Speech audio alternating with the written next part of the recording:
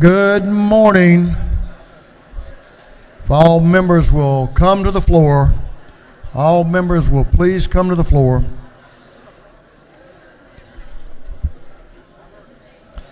The hour for convening having arrived, all members, please come to the floor and take your seats. All members. Mr. Clerk, will you ring the bell?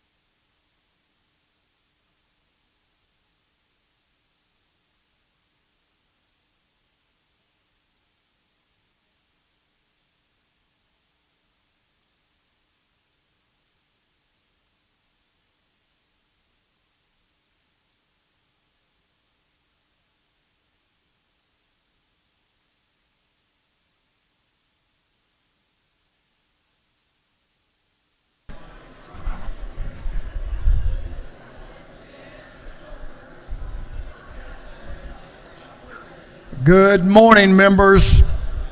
We're going to have the morning roll call. All members present will please vote green to signify their presence in the chamber. And Mr. Clerk, will you unlock the machines?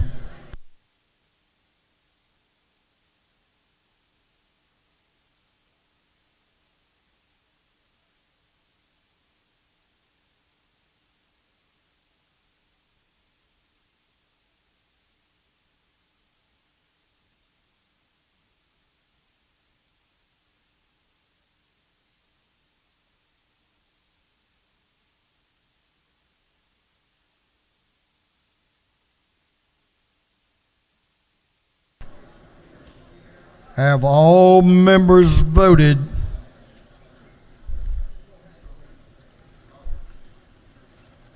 If so, the clerk will lock the machines. Doorkeepers, will you please close the doors and keep them closed? As is our custom, we will begin our day with scripture reading and prayer by the chaplain, after which we will pledge allegiance to the flag of our country.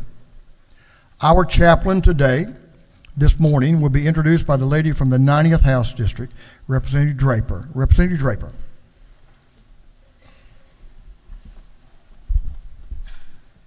Thank you, Mr. Speaker. Good morning, colleagues. It is my honor to introduce to you today Reverend Andromeda Woodworth. Reverend Woodworth is originally from Atlanta proper and graduated from Grady High School, now Midtown High, and Oxford College, Emory College, and the Candler School of Theology, all of Emory University. Andy is an ordained elder in the United Methodist Church and has served churches in various roles in Aragon, Rome, and helped found Neighborhood Church in Atlanta in 2016 alongside her co-pastor, Angie. Andy has 3 brilliant and creative children, Danny, who is 14, Cameron, who is 13, and Charlie, 12, and they are all joined us today up in the gallery. Andy loves, thank you.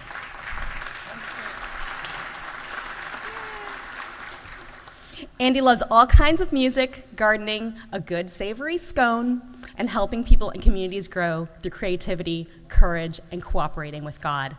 And just on a personal note, I want to say that Neighborhood Church is absolutely the heart and center of my community. The first time I went there was when the Scouts had a Pinewood Derby tournament in their basement. They host Girl Scouts, they host neighborhood meetings, they have a food pantry, a preschool. So when I think of Neighborhood Church and when I think of Reverends Andy and Angie, I think of the heart of our community, and I'm so glad to share their words with you today.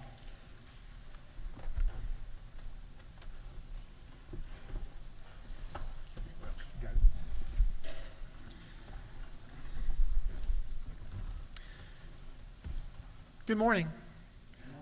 Thank you so very much, Mr. Speaker, and distinguished guests, and particularly to Representative Draper for this invitation today. It is a deep honor and delight to be here with you all this morning. So, right after college, I was a part of something called the Georgia Cracker Crumble. It was a fundraiser event that was held for many years by the Georgia Press Association, and I got to sing and act and portray some very prominent Georgia figures in little skits. And some of y'all might remember that event. I don't believe it's held any longer, but there were many legislators and other leaders that attended this fundraising event. So I feel somewhat at home in a room just like this one with you or perhaps some of your colleagues. We might recognize each other from those days, perhaps, but probably not. I got cuter since then. As I was preparing for this moment, I remembered the little rhyme that my grandmother taught me in the little Methodist church in New Bern, Georgia, where they lived. The little rhyme went like this. You probably know it. This is the church, this is the steeple. Open the doors and see all the people. Now, I learned this when I was very young. I feel like it was deeply embedded in my heart.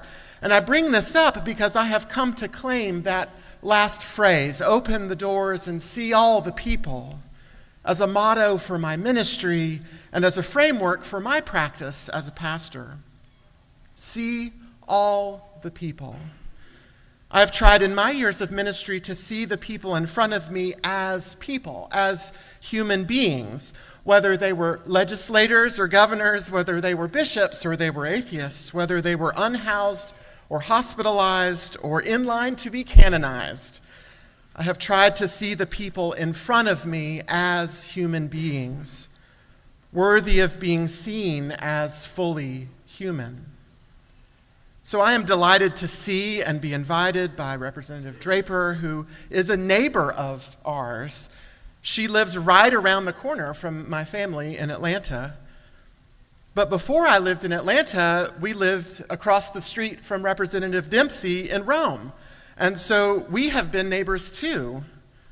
How are Lynn and the grandbabies, Katie? And my family is from the very corner of Morgan County, where my parents now live in our family farmhouse. I've spent time with other family members in Metter and in Dahlonega, and I lived for a time in Oxford and in Polk County. In all of these places across our wonderful state, I have seen so many people. As different as we were all loved by God. And all of us are fully human, deserving of the things that we need to thrive. I want you to know that I see you as fully human. I want to invite you to join me in what we call, in my tradition, a spiritual discipline. And this discipline is to try to see all the people as we are, not as we might imagine us to be. See, I know that the labels that we put on other people, even the roles that we step into, can in some ways be dehumanizing. As a pastor, I can be seen as superhuman or super holy. Y'all, I love Jesus, but I cuss a little bit sometimes. And as lawmakers, I can imagine people see you in ways that look right past who you really are. The nature of our contentious political and social life means that we see the little letter after people's names, or we see skin color, or we see a rainbow pin, or a team jersey, or what kind of truck they're driving, and we begin to make assumptions about people, assumptions that can even in tiny ways cause us to begin to see those other folks as slightly less human than we are. In my Christian tradition, we remember that when Jesus was asked what the greatest commandment was, he said, and this is a paraphrase from Matthew 22, the first thing is you should love the Lord your God with all of who you are, and the second is right there with it. You must love your neighbor as yourself. Y'all, it's very hard to love your neighbor if you don't really see your neighbor. To see your neighbor not as an opponent or a target or even as an opportunity, but to see them for their humanity, made and beloved by the divine. Y'all, I don't know all of your stories. I would love to hear them if we ever get a chance to share them with each other. But I do know that we all come from all over this great, diverse, and creative, and boisterous state. And I would invite all of us to see more of the people of Georgia as we are, not as we imagine us to be. I'd love to go on a walk on the Beltline with you sometime here in Atlanta, or to ride around with you in your community if we ever get a chance, to see more about how the people of Georgia are in 2024. Surveys and polls and town hall meetings can only show you so much. Sometimes you need to do what's called a windshield survey. You need to get in a car and drive around, or get out and walk around and see and listen and notice how things are on the ground. Churches are notoriously bad about this because we often do our work in church buildings. And so I am reminded to open the doors and see all the people.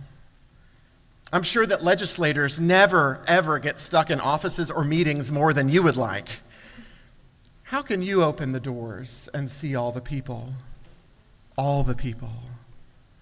Because while some of us are just fine, some of us are scared, angry, and feel more and more hopeless, more and more disconnected from solutions to the stuck places of our lives. It is hard out here, y'all. And if you don't know that, let me take you on a tour just down the street. And y'all, I know and I trust and I see that it is hard in here too. Maybe you are scared, or you are angry, or you feel hopeless. It doesn't hurt to admit this. As author Bell Hooks said, learning how to face our fears is one way that we embrace love. So maybe you are resolved to embrace love and to face the work in front of you. But however you show up here today, you are not alone. You have been sent here by the people of Georgia for a purpose, to work for a better Georgia for all the people, inclusive of our economic status, our educational attainments, our gender, our race, our sexuality, our religion, our age, our backgrounds. Saint Irenaeus of Lyons is attributed with saying, "The glory of God is human beings fully alive." And so I invite you to see your work here as holy work, to bring delight to the divine by helping your neighbors find full, whole, real, happy life.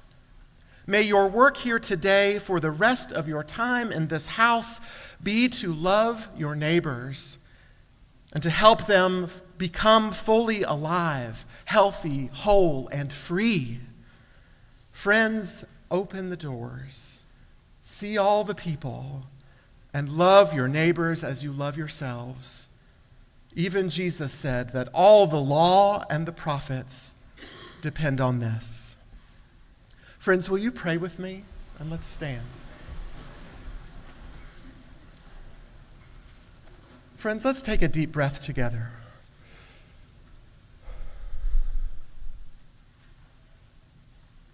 O God of many names, everlasting and eternal one, we give you thanks for this day that you have made and for this world that you have made. God, in this world, beautiful and terrible things can and do happen. Help us to not be afraid.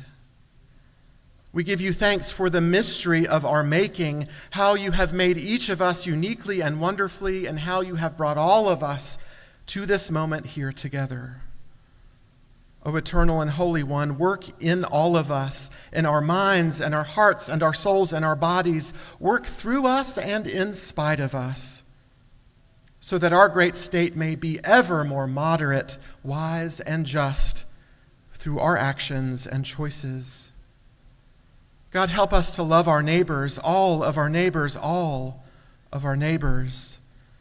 God, help us to love ourselves, which sometimes, God, is the hardest thing. God, help us to love our enemies. God, empower our mercy, open our doors, expand our minds And God, break our hearts for all the people who are hurting and suffering, lonely and afraid. Living One, I close with these ancient words and ask that they might be an invitation for all of us. God, be in our eyes and in our looking. God, be in our mouths and in our speaking. God, be in our hearts and in our thinking. God, be in our head and in our understanding. God, be at our end and at our departing. Amen. Friends, I would invite you to join with us as we pledge allegiance to the flag. I pledge allegiance to the flag of the United States of America and to the republic for which it stands, one nation under God, indivisible, with liberty and justice for all. Thank you. Thank you, guys. It's a pleasure.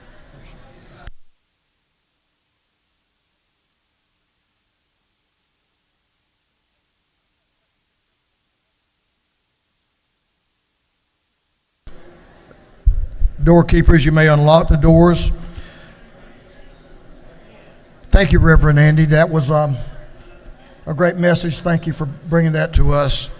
We'll ask members to join Reverend Andy in the South Andy room to give her thanks for being here and have a photo if you'd like.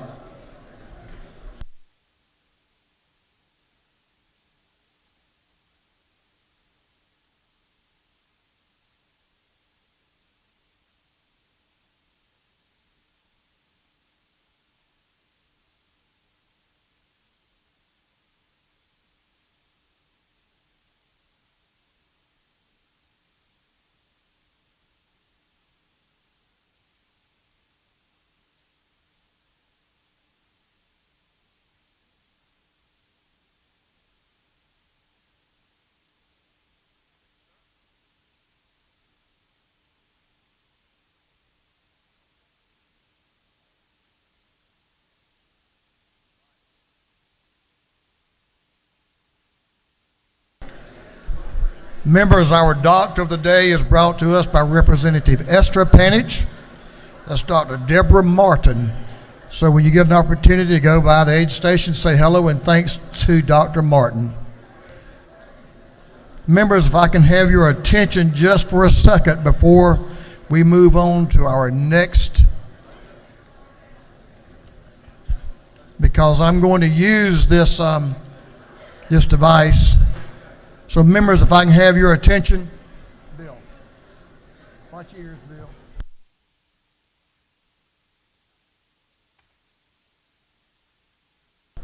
For you members who've been here for a number of years, you may notice and recognize that ring. I'm going to do it again in just a few minutes. But our gavel and block today belong to Speaker Tom Murphy. This is the 100th anniversary of his birth.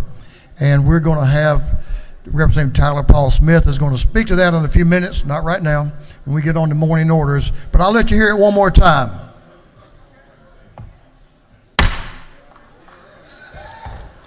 And if you can see what I'm looking at, he had great aim because this block is really damaged right in that spot where the gavel always hits. So we'll talk a little bit about Speaker Murphy in a few minutes. Thank you, members. Chair recognizes Chairman Tarvin, the chair of the Committee on Information and Audits. Mr. Speaker, your Committee on Information and Audits has read the journal from the previous legislative day and found it to be correct. And this is something to think about. Always remember, your focus determines your reality. Mr. Chairman, I think you're spot on again today. That is definitely very, very wise. Chairman Tarvin, the chair of the Committee on Information and Audits, reports that the journal of the previous legislative day has been read and found to be correct. Is there any objection to dispense with the reading of the journal? The chair hears none. The reading of the journal is dispensed with. Is there any objection to the confirmation of the journal? Chair hears none, and the journal is confirmed. Mr. Clerk, will you read the resolution establishing the order of business for the day? Representative Administration.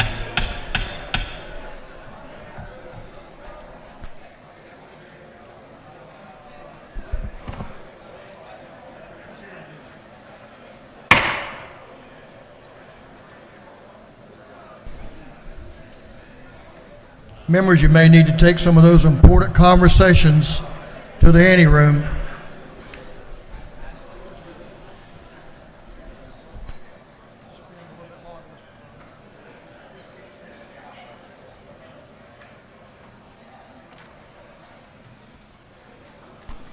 Okay, Mr. Clerk, you can proceed now.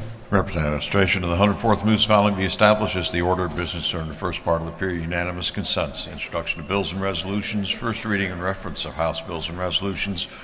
Second reading of bills and resolutions. Reports of standing committees. Third reading and passage of uncontested local bills and resolutions. Morning orders. Is there any objection to the adoption of the resolution establishing the order of business for the day? Chair hears none, and the resolution is adopted. Mr. Clerk, first reading of bills and resolutions. Clerk will read. House Bill 1466 by Representative Gullett of the 19th, New of the 64th, Smith of the 18th, Kelly the 16th, Moptahan of the 17th. Bill be titled an act to amend the act creating the State Court of Paulding County. Intergovernmental coordination. House Bill 1467 by Representative Hawkins of the 27th. A bill be titled an act to amend the act creating a new charter for the city of Gillsville. Intergovernmental coordination. House Bill 1468 by Representative Saines of the 180th. A bill be titled an act to authorize the governing authority of Camden County to levy an excise tax. Intergovernmental coordination. House Bill 1469 by Representative Gamble of the 15th and Scoggins the 14th. Bill be titled an act to authorize the municipal court of the city of Emerson to charge a technology fee. Intergovernmental coordination. House Resolution 1414 by Representative Smith of the 18th and Huddleston of the 72nd, a resolution recognizing Mr. Maisie Aubrey McIntyre and dedicating a bridge in his memory.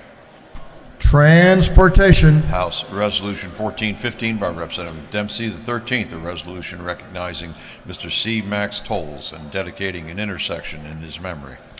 Transportation. That completes first readers. Second reading of bills and resolutions. The clerk will read. House Bill 1456 by Representative Smith of the 18th and Huddleston of the 72nd, a bill to amend an act to provide a new charter for the city of Mount Zion. House Bill 1457 by Representative Townsend of the 179th, the bill relating to the imposition rate, computation, exemptions, and credits. House Bill 1458 by Representative Jaspers of the 11th, the bill to amend an act creating the Board of Commissioners of Pickens County. House Bill 1459 by Representative Campbell of the 171st, Dickey of the 145th, Green of the 154th, a bill relating to exemptions for agricultural operations, establishment of the Georgia Agricultural Trust Fund, audits, and annual report. House Bill 1460 by Representative Gaines of the 120th, Donahue of the 31st, Irwin of the 32nd, and Persinger of the 119th, a bill to amend an act providing a homestead exemption from City of Commerce Independent School District ad valorem taxes. House Bill 1461 by Representative Gaines of the 120th, Donahue of the 31st, Irwin of the 32nd, Persinger of the 119th, the bill to amend an act providing a homestead exemption from all Jackson County ad valorem taxes for $10,000 of the value of the homestead for certain residents of that county. House Bill 1462 by Representative Thomas of the 65th, Glazer of the 67th, Jackson of the 68th, Olalier of the 59th, Maynard of the 56th, and others, a bill to amend an act to incorporate the city of Chattahoochee Hill Country. House Bill 1463 by Representative Thomas of the 65th, Glazer of the 67th, Jackson of the 68th, Olalier of the 59th, Maynard of the 56th, and others, a bill to authorize the governing authority of the city of Chattahoochee Hills to levy an excise tax. House Bill 1464 by Representative Thomas of the 65th, the bill relating to the establishment of the low THC oil patient registry. House Bill 1465 by Representative Reeves of the 99th, Braun of the 97th, Moran of the 96th, Clark of the 100th, Mogal of the 105th, and others, a bill to amend an act creating a new charter for the city of Duluth. House Resolution 1351 by Representative Oliver of the 82nd, Drenner of the 85th, Mitchell of the 88th, Bennett of the 94th, Holcomb of the 81st, and others. Resolution recognizing the United States military veterans and dedicating a highway in their honor. House Resolution 1352 by Representative Stevens of the 164th, Lumsden of the 12th, Hitchens of the 161st, Mathis of the 149th, Deloach of the 167th, and others. Resolution creating the Flood Disaster Risk Reduction and Recovery Joint Study Committee. House Resolution 1353 by Representative Stevens of the 164th, Lumsden of the 12th, Hitchens of the 161st, Mathis of the 149th, Deloach of the 167th, and others. Resolution creating the House Study Committee on Funding for Flood Disaster Risk Reduction and Recovery. House Resolution 1354 by Representative Stevens of the 164th, Galliard of the 162nd. Resolution creating the House Coastal Area Regional Workforce Mobility and Connectivity Study Committee. House Resolution 1355 by Representative Collins of the 71st, Huddleston of the 72nd, Smith of the 18th, Smith of the 70th, Burns of the 159th. Resolution honoring the life of Mr. James Richard Smith and dedicating an intersection in his memory. House Resolution 1356 by Representative Thomas of the 21st, Sains of the 180th, Newton of the 127th, Lawton of the 131st, Jaspers of the 11th, and others. Resolution expressing concern about the potential adverse effects, regulatory overreach in the chemical industry. House Resolution 1357 by Representative Fleming of the 114th. Resolution honoring the lives of Lieutenant Colonel Benjamin Fred Christian and Mrs. Sandra Kitchens Christian, dedicating a roundabout in their memory. House Resolution 1358 by Representative Buckner of the 137th, Hughley of the 141st, Smith of the 138th, Reese of the 140th. Resolution recognizing Medal of Honor recipient Colonel Ralph Puckett Jr., dedicating a roundabout in his honor. House Resolution 1359 by Representative Thomas of the 65th. Resolution urging the state of Georgia to recognize cannabis as a vital mechanism to alleviating the opioid crisis in the state. House Resolution 1360 by Representative Dempsey of the 13th, Hawkins of the 27th, Cooper of the 45th, Owl of the 50th, Gamble of the 15th. Resolution creating the House Study Committee on Alternatives to Opioids for Pain Management. House Resolution 1384 by Representative Blackman of the 146th, Evans of the 57th, Martin of the 49th, Knight of the 134th, Stinson of the 150th, and others. Resolution creating the House Study Committee on Assessing the Semester and Quarter Systems at USG and TCSG institutions. House Resolution 1385 by Representative Moore of the 91st, Crawford of the 84th. Resolution supporting the renaming of Shoal Creek Park 3 to the John Evans Legacy Park. 3 second readers.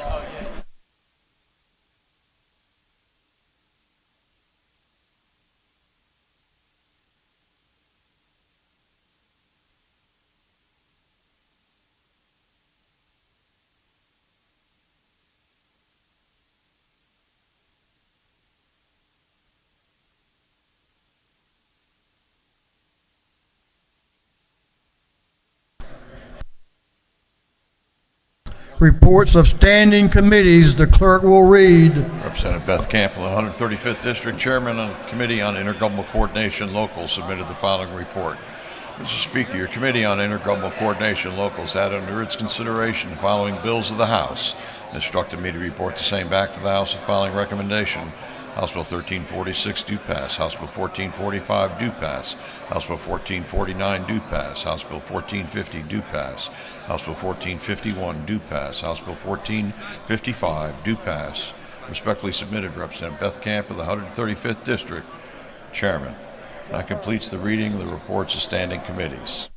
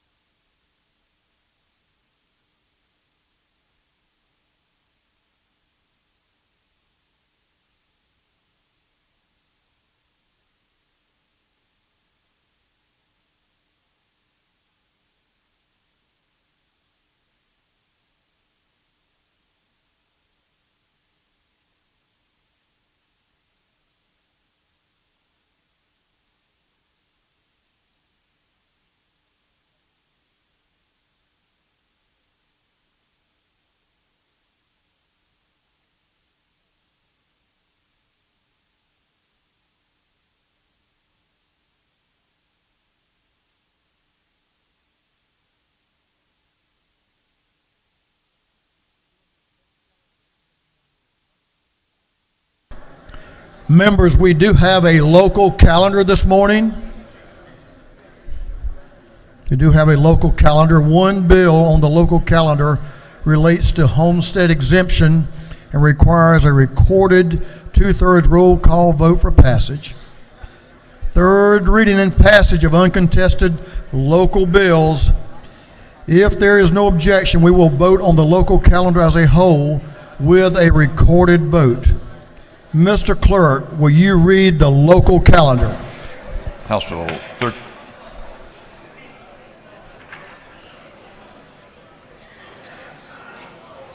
Proceed. House Bill 1346 by Representative Barton of the 5th Coosawattee Region. House Bill 1445 by Representative Taylor to the 173rd City of Thomasville. House Bill 1449 by Representative Collins, the 71st City of Villa Rica. House Bill 1450 by Representative Holly, the 116th Henry County. House Bill 1451 by Representative Franklin of the 160th City of Brooklet. House Bill 1455 by Representative Saints of the 180th City of St. Mary's.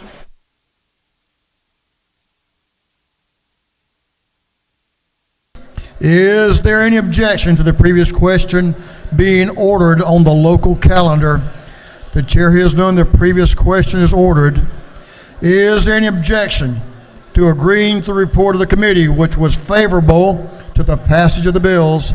The chair hears none. The report of the committee is agreed to. Shall these bills now pass? All those in favor of the passage of the bills on the local calendar will vote yes. All those opposed will vote no. And Mr. Clerk, will you unlock the machines?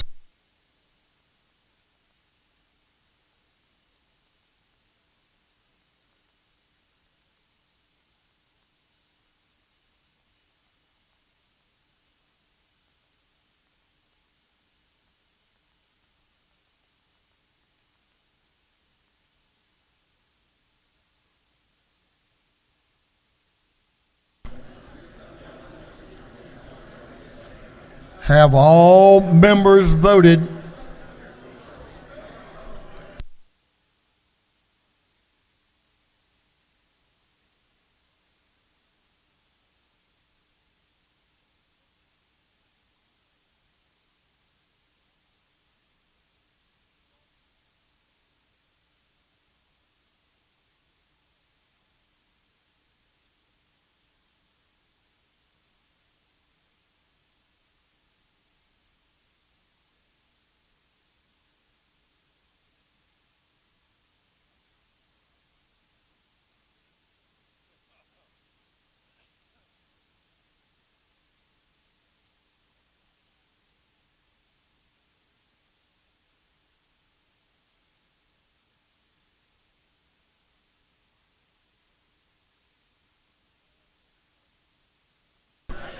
Have all members voted? If so, the clerk will lock the machine. On the passage of the local calendar, yeas are 147 and nays are 0. These bills, having received the requisite constitutional majority, are therefore passed.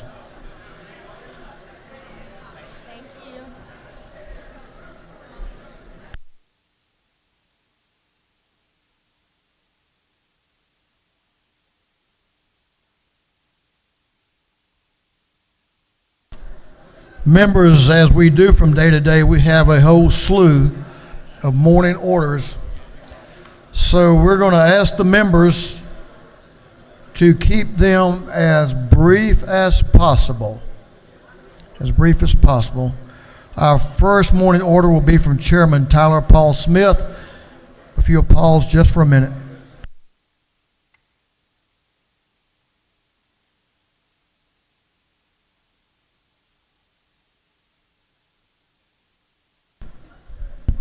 Chairman Smith's morning order will relate to this gavel and this block. I want y'all to pay attention. I know a number of the members that served in this body for a number of years have heard the ring of this gavel on this block from Speaker Tom Murphy.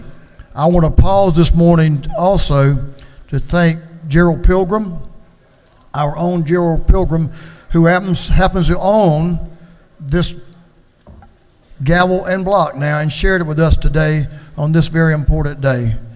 We all know that Speaker Murphy was a man of the people, served this state, his local community in numerous capacities during his tenure of public service. From what I hear, he was pretty stern, but he was about one thing. He was about the common man and the people of this state. He will be remembered for a long, long time. And one of my favorite sayings is, a story seldom told is soon forgotten. So let's tell Speaker Murphy's story over the years and the tremendous impact he had on this house. And I think all of you know he brought authority and power back to this house that had left us over a number of years.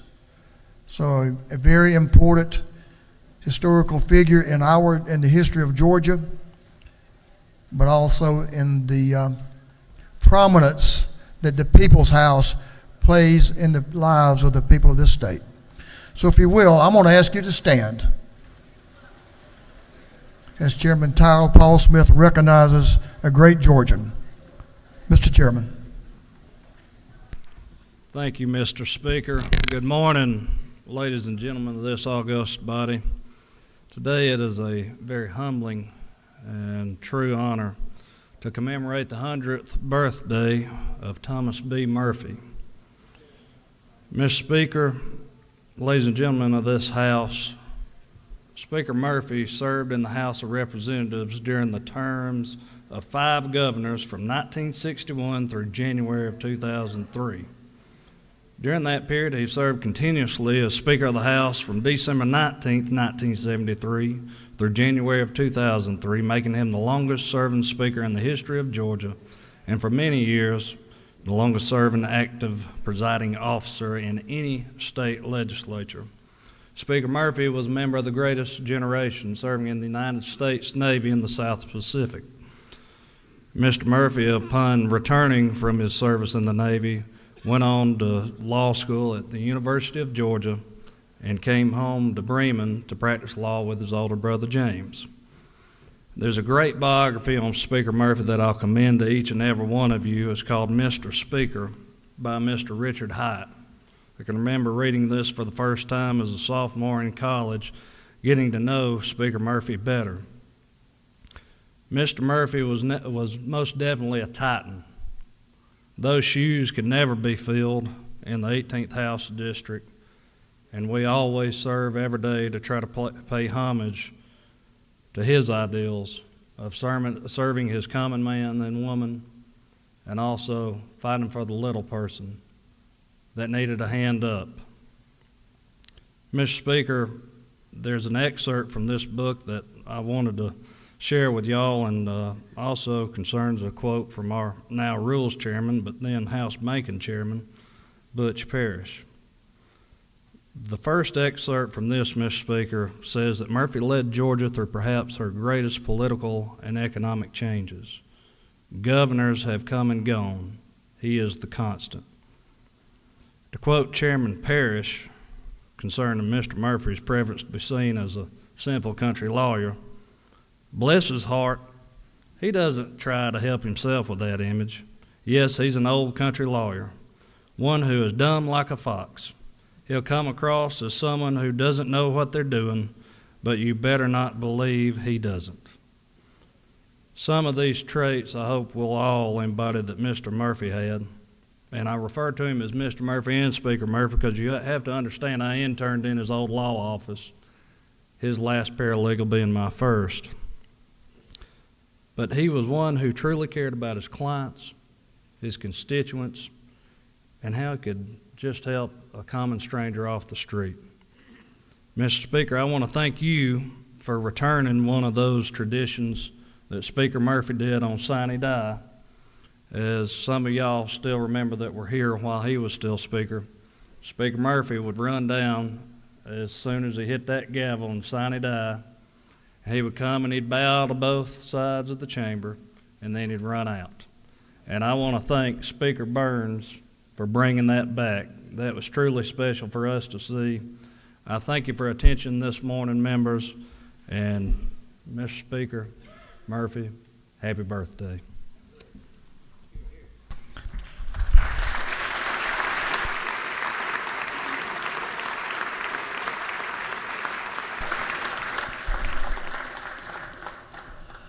Thank you, Representative from the 18th. I saw a lot of smiles on folks' faces who served with Speaker Murphy in this chamber.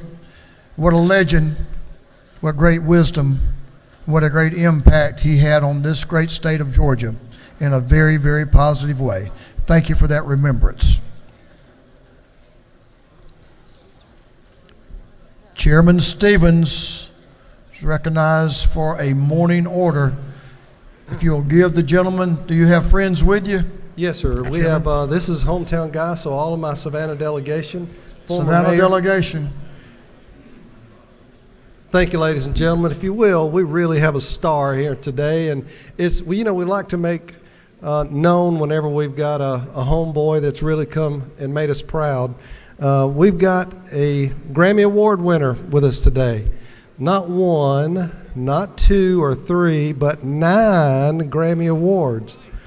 Ladies and gentlemen, the man I'm going to introduce you to today lived in Nashville, Tennessee. Started, once he left Savannah, Georgia, went to Los Angeles. But this gentleman has come back home, which is equivalent to a major economic announcement. He got his Grammy Award start at 4 years old whenever he played the drums at his grandmother's Pentecostal church. And Dave, where are you? Dave Cobb? If you'll stand up here, Dave, also with his wife, Lydia, is coming back home to Savannah, Georgia from Nashville, ladies and gentlemen. Music is coming back home. And I can tell you about all the movies and all the awards that he's won, but I'll just list just a few. Dave has included some of his albums that are 3 million sellers, I might add. Chris Stapleton, Brandy Carlisle, Greta Van Fleet, Sammy Hagar, Lady Gaga, Zach Brown, Bruce Springsteen, Dolly Parton, Zach Bryan, and many, many others. Ladies and gentlemen, you'll notice that Mr. Cobb is also has been involved in several soundtracks in the movie industry, #1 in the country. We are so proud to have Georgia's own Savannah, Georgia, Dave Cobb and his lovely wife to move back to Savannah, Georgia, and we're very honored to honor you here today. Would you please give them a round of applause?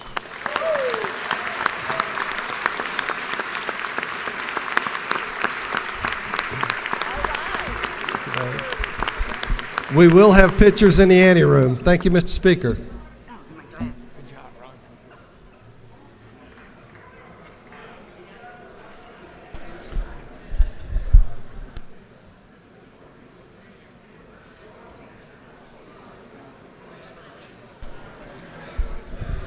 A lot of good people are coming back, Savannah. Thanks for bringing talent back. We appreciate y'all being here this morning. Thank you, Mr. Chairman. Representative Lim is recognized for a morning order. Representative Marvin Lim.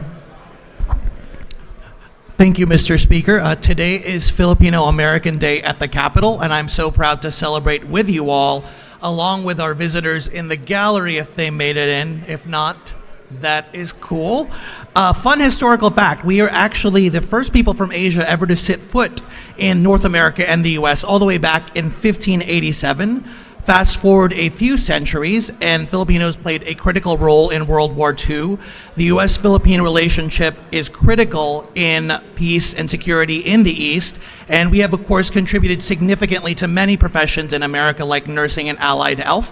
One last fun fact, our cuisine also boasts 2 of the 45 restaurants featured in the Michelin Guide for Atlanta, released last October. Okay, there we go. A few have made it in. And I encourage you all to check it out. It's a beautiful country of beautiful people, and we're very proud of our own contributions to American history. If we could take a moment to acknowledge our visitors. Rise and be recognized.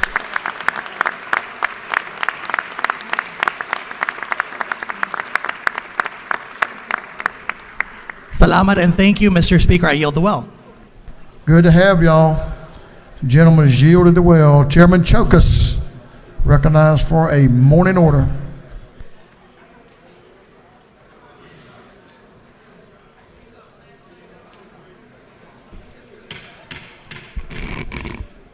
Thank you, Mr. Speaker. Today, I have the pleasure of recognizing students and staff from the Greek Orthodox Annunciation Day School located in Atlanta, and the Hellenic Studies program in Marietta. Stand up, you guys. Can y'all hear me? Stand up. Anyway, these exceptional students not only learned the curriculum necessary for high school graduation, but also become fluent in the modern Greek language. They are working to receive the Georgia Seal of Biliteracy, and accompanying them is a distinguished group.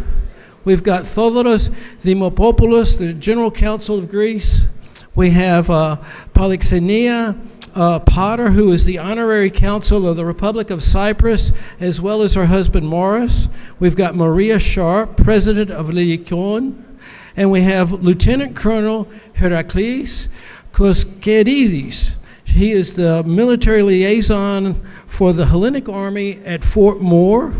We also have Sophia Chochias, with students and staff from the Annunciation Day School, and Georgia Lupetti, students and staff from the Hellenic Studies program at Holy Transfiguration. And finally, we have Nick Katrakis from the CKH group. Now, Representative Kennard, I think I did better on this one. Anyway, thank you. Please join me in welcoming these visitors to the People's House. Thank you, Mr. Speaker. I yield the well.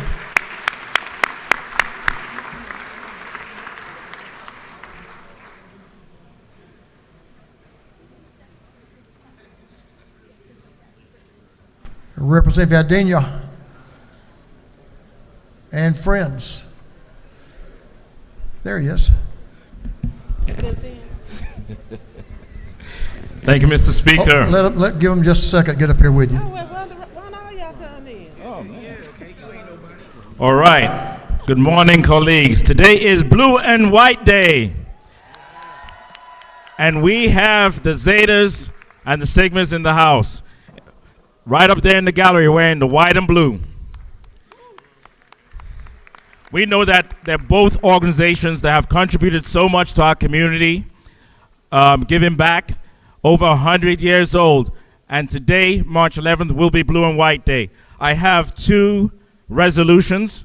I'd like to recognize Dr. McKay, who is the Georgia State Director for the organization, for the Zetas. And I'd like to recognize Dr. Walter Stevens, who is the Georgia State Director for the Sigmas.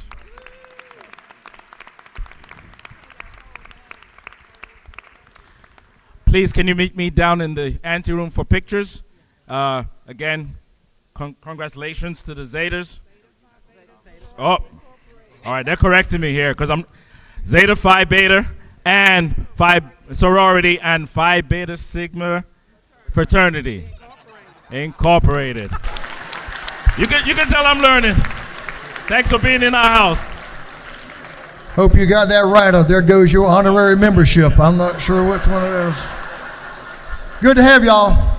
You look great. We're pleased to have you in the People's House. If y'all will come down on the third floor, we'll get some photos with you in this anteroom.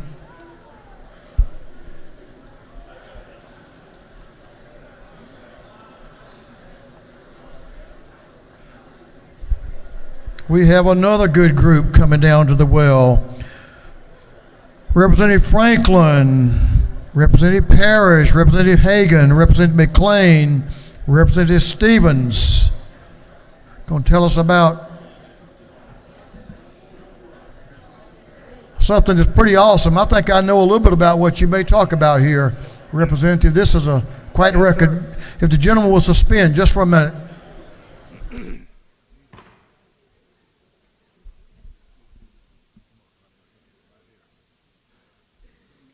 Members, give the group in the well your attention.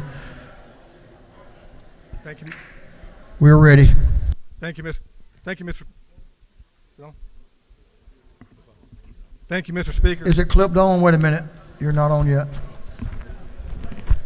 Now you got Thank you. it. Can you hear me? Yeah, thank you, Mr. Speaker. Colleagues, we rise this morning to recognize a truly remarkable group of individuals. Southeast Bullock girls flag football team is in the gallery today, and they have won every single game that they have played since their existence. They've won 3 state championships from 21, 22, and 23. And not only have they won, but they have dominated with 62 wins in a row, no losses, and they have 41 shutouts. Also Also, I want to recognize that Representative Dewey McLean is standing behind me, and he played professional football for the Falcons. And as you know, the Atlanta Falcons were the first NFL team to support high school flag football, and they have been a forefront in the growth of the sport. So ladies, if you would stand up and be recognized. Thank you for coming to the People's House, and thank you for all that you do.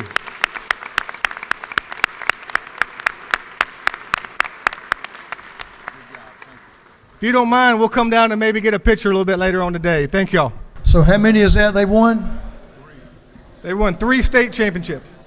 So we're going for the 4-peat now. Y'all have gotten the 3-peat. Congratulations, y'all. That's an awesome record. That's right. It's good to have you all the way up here from Brooklet, Georgia. Thank y'all. Thank you, Mr. Chairman and Mr. Representatives. Chairman Stevens, you have you've already done one this morning. You need to do another.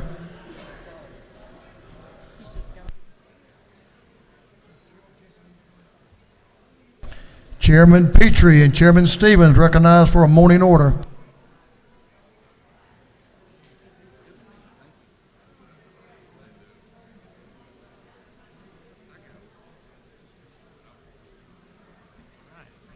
Thank you, Mr. Speaker. Mr. Speaker, we'd like to recognize today a couple of groups that are with us from Bryan County today, and I'm going to ask y'all to stand up. Combat Boots to the Boardroom. Miss Lynetta Smith is here. This is a nonprofit based out of Bryan County that helps veterans transition from military service into the workforce. We're proud to have them with us today. And also Prosper, which is a veteran and youth program. Y'all are here as well, right? We also have, lastly, a group of students from Bryan County High School. Are they among anyone else here? Right here? Very good. Great to have y'all here today. Welcome to the People's House.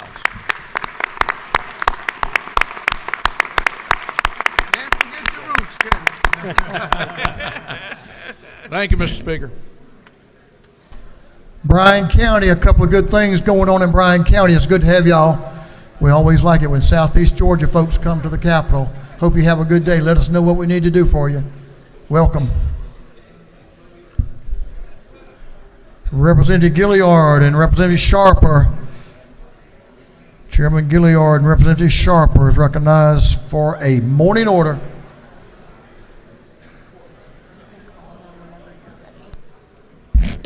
I'm going to try to be brief. Thank you, Speaker. I want you guys to pay close attention to what we're talking about today. We're going to be recognizing CORE, and that is Community Organized Relief Efforts. And they are all over the state of Georgia.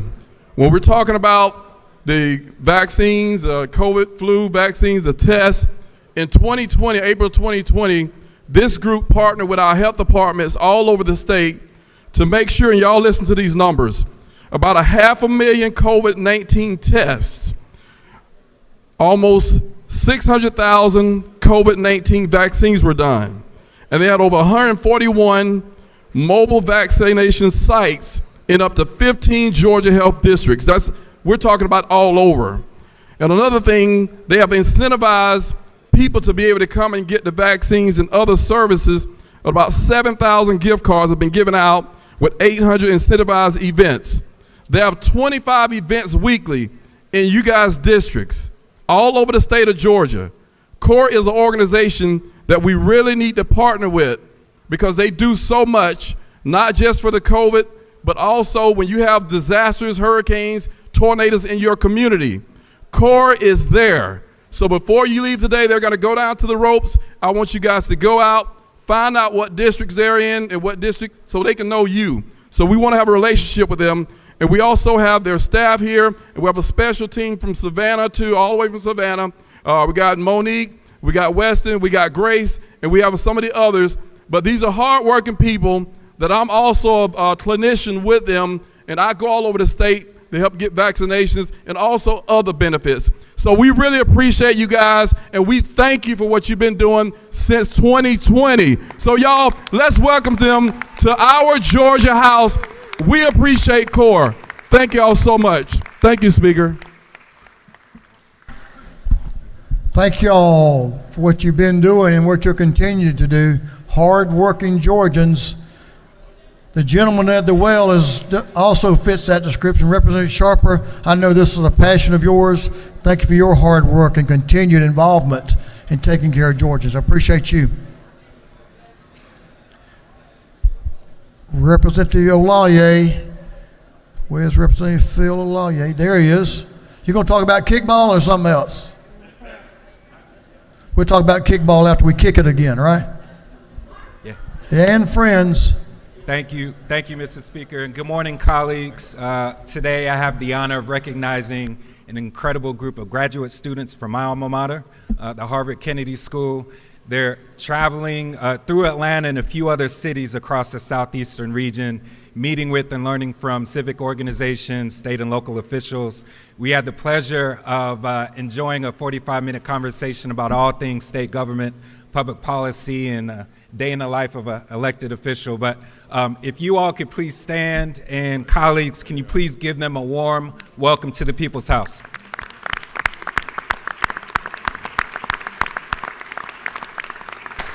Thank you, Mr. Speaker. I yield the well. Welcome. Good to have y'all. We appreciate you, Representative Lallier. Chairman Hawkins recognized for a morning order.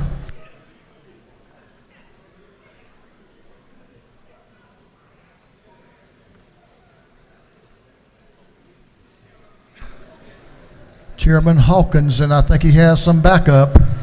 Representative Donahue recognized for a morning order. Thank you, Mr. Speaker. Today in the House, we have the North Hall Middle School boys and girls track team. Each team won the state this year. And last year, 2 years in a row, won the state middle school. Full of incredible athletes, but one that I particularly want to mention is Summer Marlowe. Summer won the school cross country nationals in Louisville, where she earned All-American honors and finished third. In the state, she won the 3,200 meter, the 2 mile, the 4K, and the 5K. Came in first in all those races. She also came in second in the Olympics, National Olympics. So if you would give a hand to this team, and especially to Summer. Would y'all stand up, please? Over there on your right. Way to go, kids. 2 years in a row. Way to go, Summer. Thank you, Mr. Speaker.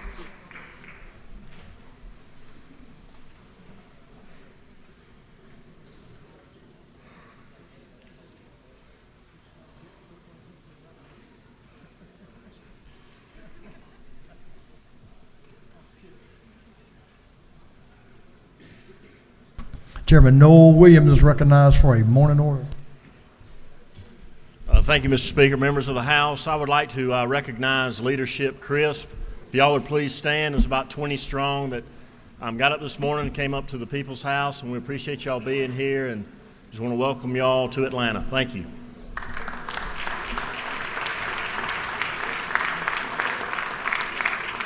Good to have Leadership Crisp here. Thank you all for making the trip. Representative Parrish recognized for a morning order.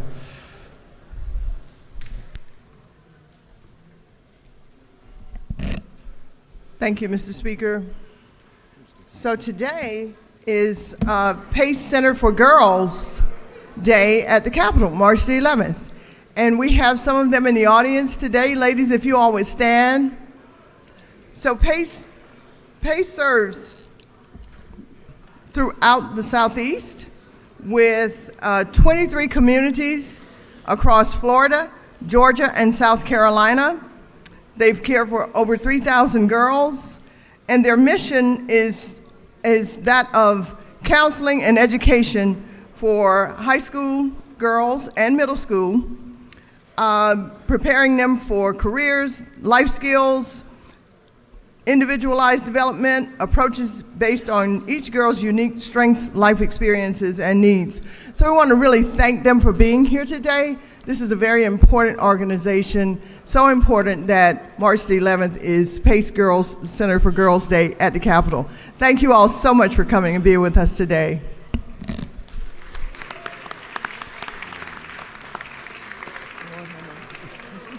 Good job.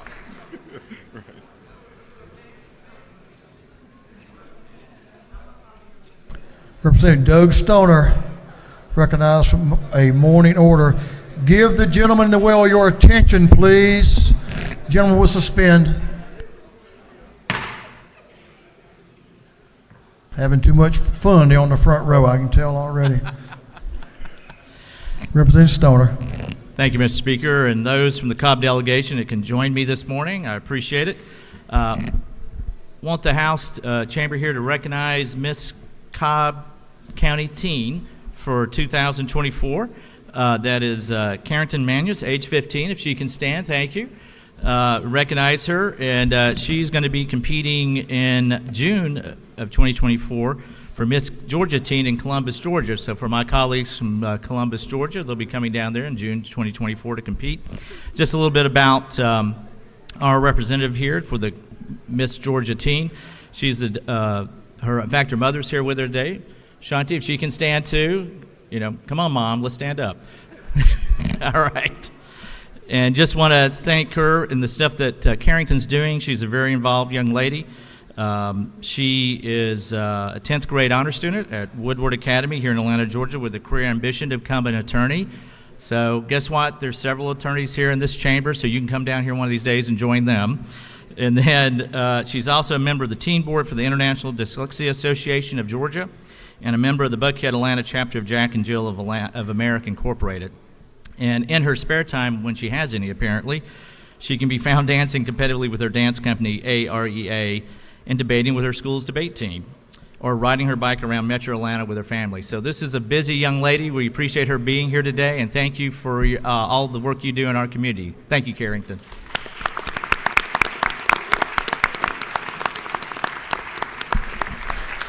It's always good to have a queen in the house. Thanks for everything you're doing. That's awesome. What a great resume. Appreciate you. Thanks for coming down. Representative Gaines, Representative Houston Gaines is recognized for a morning order.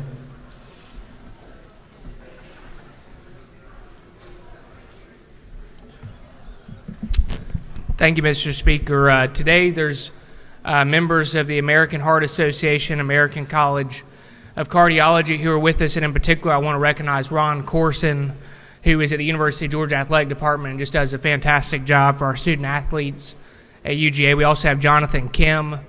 And earlier this morning, Matt Ryan was here to raise awareness and spread the word about the great work that's being done, including Chairman Lee Hawkins' bill that we passed earlier this session, House Bill 874, to ensure AEDs are in our schools. And certainly I know for many of us this is an issue that's personal. My father had a heart attack 2 years ago and luckily survived that heart attack. And just last week he spent 5 days in the hospital with another scare. But I know for so many of us the work that you all do every single day is so important. So thank you.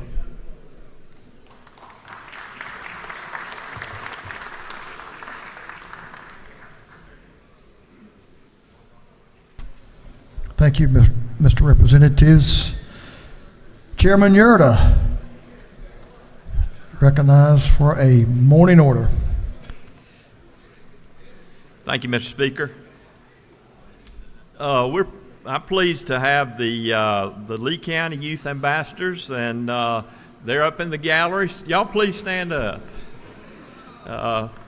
They left Lee County, Mr. Speaker, at 5 o'clock this morning, so that was kind of double duty with the time changing, so they all made it. The Lee County Youth Ambassador Program empowers youth to become change agents in their community.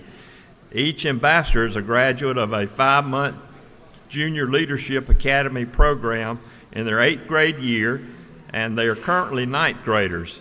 These students will be engaged with the Youth Ambassador Program until they graduate.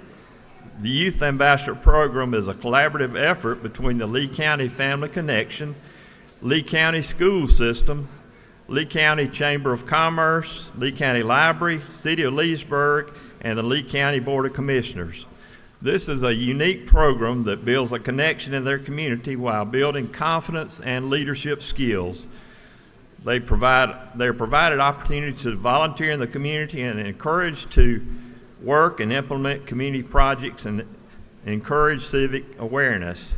The goal of the Lee County Youth Ambassador Program is to create a culture of community commitment. And also, coming with them today, accompanying them are Patsy James. Patsy's the Lee County Family Connection Director, Yolanda Robinson with the Lee County School System, Lisa Davis, who is the President of the Lee County Chamber of Commerce, and Judy Powell, which is on the City of Leesburg City Council. These are some of the hardest working ladies in Lee County, I can assure you, and we're glad to have them. Let's give them a hand. Thank y'all for coming. Thank you, Mr. Chairman. Welcome to Lee County. Good to have you all in Atlanta. Thanks for getting up early and making a trip.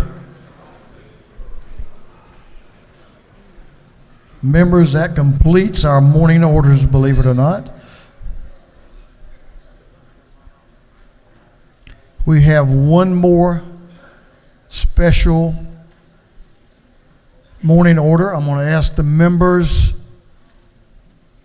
to please come into the chamber and give the member in the well your complete and full attention.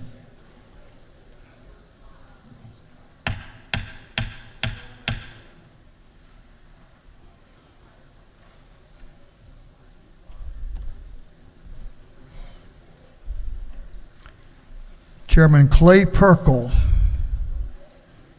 is recognized for a special morning order.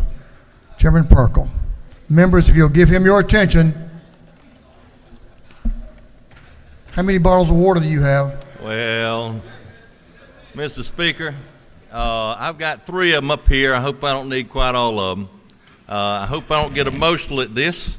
But I want to thank you, Speaker, that you didn't make me go after Representative Kennard the other day. He did such a good job. It'd be like following Representative Al Williams. But it is somewhat bittersweet. Most of you have heard that I did not qualify to run for re-election. And some of you might say that I have never been qualified to run for election. Not me. When I did qualify, it was a calling. It's one of these last minute deals, and I rushed to Atlanta. And honestly, I did not know what being qualified to run for office meant. So on the way up, I'm thinking of how many counties are there in the state? How many House reps are they? What are their terms? I was thinking of questions that, like an IQ test, to qualify to run for office, and I did not know if you had a pulse and $400, you were qualified for this job. It has been an honor to serve with you. Each of us makes sacrifices to play this role. Mine has been a shared one. My dad has held the farm together for almost 10 years while I served here. My mom kept me engaged in the community. You know how moms do. Clay, you need to be at this festival. Clay, you need to go to this meeting. Clay, you need to be involved. And my wife, Sharon, she kept our home intact.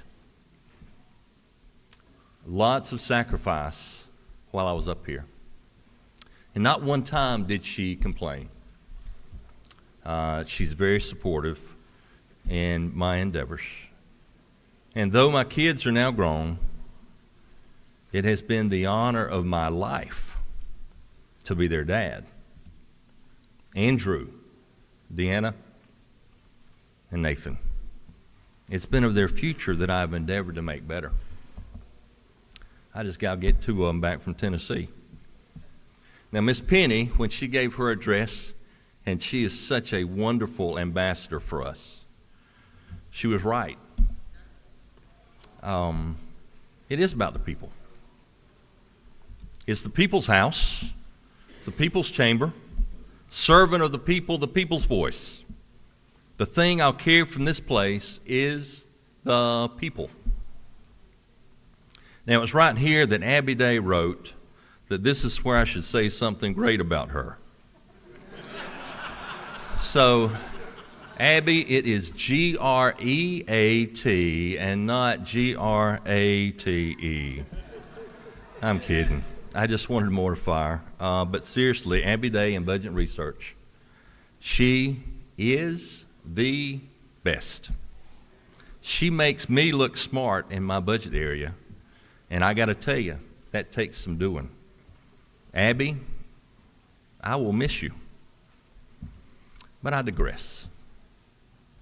I want to talk about the people here. We often get a bad rap. Often when you hear politician, I got to tell you, we are seen only slightly better than trial lawyers. Slightly better. Sorry, I had to do it. Tort reform's on my mind. But let me tell you, when I got here, so I didn't know anybody. The first time I came to the Capitol was the day I was sworn in. That was my first time. I knew nobody here. And so my first week here, I got a text. I was on a long text thread with some guys back home that I'm in a Bible study group with. And I don't know if you know about these old text threads, but I rarely respond to them because they're just aggravating, you know? Somebody and then somebody, and the phone just blows crazy. And so I responded so infrequently that they forgot I was on there. So I was up here, and my Bible study buddies sent a text around. Said, guys, you need to pray for Clay's mom and dad. Just sent an ambulance to their house. Well, it's the first I'd heard of it. So I immediately called my mom, called her phone. And my daughter was still visiting from Texas. And I said, baby, what's going on? She said, what do you mean? I said, well, darling, just kind of want to know what's going on, anything exciting happening around there.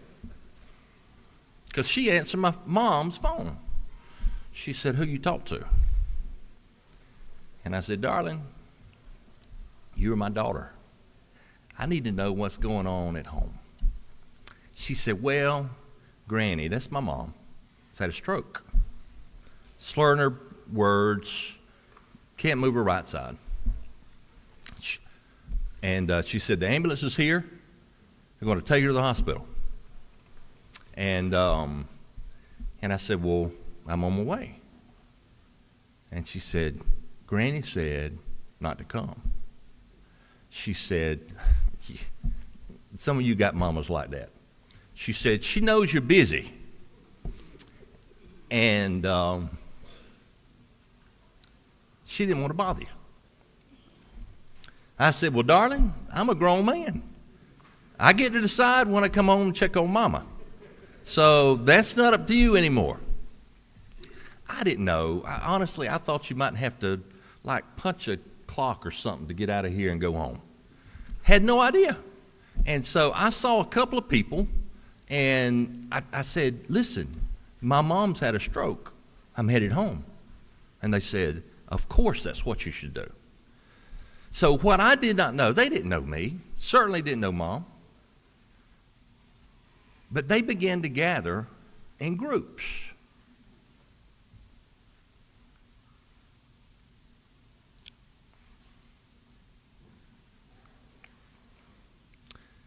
To pray for my mom. I didn't know that. I took off, headed home, running probably a little fast. And I got most of the way home, and I called to check on my mama.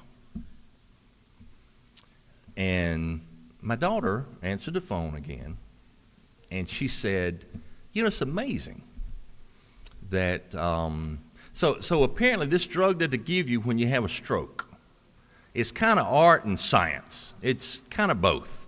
So there's a golden window that you got to put it in, and if you give too much, you bleed out. If you don't give enough, then the clot sets. So we don't have a neurologist in Tifton.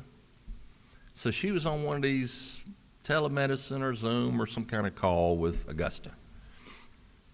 And in the call, before they gave her any medicine, the clot spontaneously dissolves. Now she could talk, she could move. Now she's mad as a wet setting hen that they won't let her go home. She's just mad now. And so I called back. I called Bruce. Called Bruce back. He's one of the ones I talked to. I said, Bruce, listen, my mama's okay. I don't know. Clot is gone. She can talk. She's mad. She's great. And Bruce said, don't let anybody ever tell you that miracles don't happen. He said, he told me that they had joined together and began to pray for my mom. Touched me.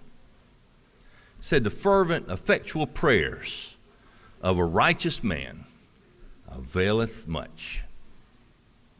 That is who I serve with. It's about the people. And you touch my heart. But it's more than that. It's about relationships.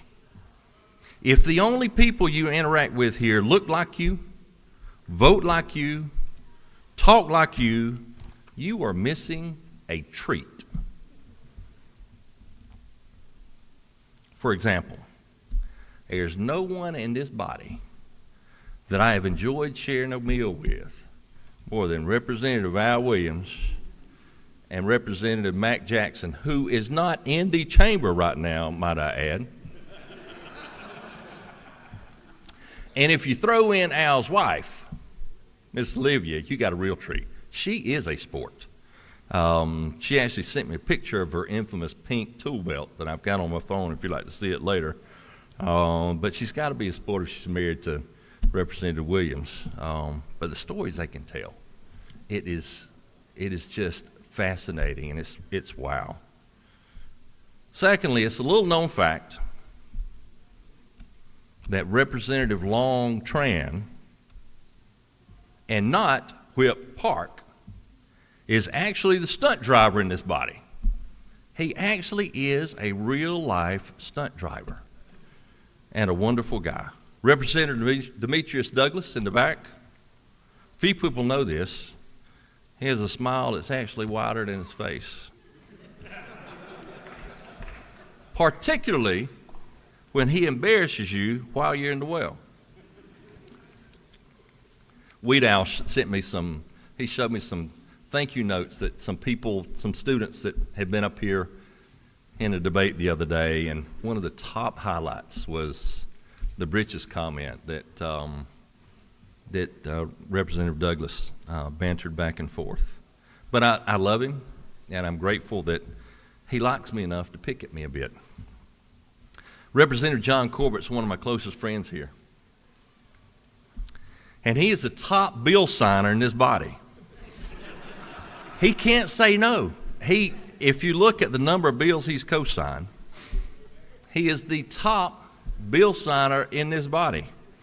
And he's the second best fisherman in the boat when he's fishing with Laricia. So says Dominic. In fact, during COVID, they spent so much time down at Lake Eufaula, they could have voted in the local sheriff's race down there. Representative Jody Lott came in with me, and we're going out at the same time. She is special. She also happens to be the only member of my coffee crew that I had never voted against the measure she had brought. Thankfully, last week, I was able to rectify that with a no vote in committee on a bill that she brought that I just didn't like. Speaking of coffee crew, so we get here between 5 and 7 every morning. 5, John Corbett, 7, Jody Lott. We discuss upcoming bills and debate strongly the issues that will make this state better. Representative Todd Jones is a member of that crew. He's an entrepreneur. He's an attorney. In fact, he hid that fact from the speaker for years because he didn't want to be on judiciary. Amen. He is a kind, trustworthy, and I got to tell you, incredibly intense man who also happens to be the brightest light in any room. Speaking of bright lights, Representative Ridley.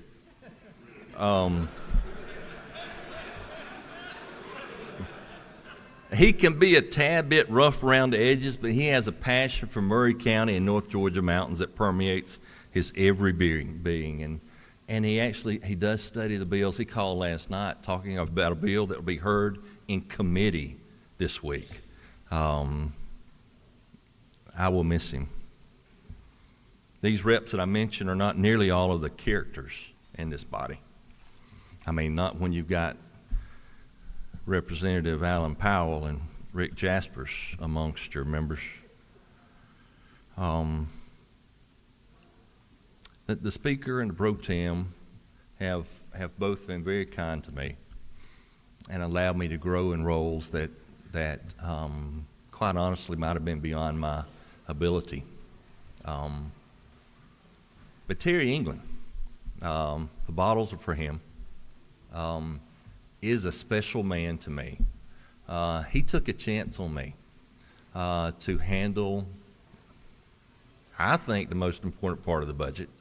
And he gave me rope with which to fashion. Chairman Hatchett as well.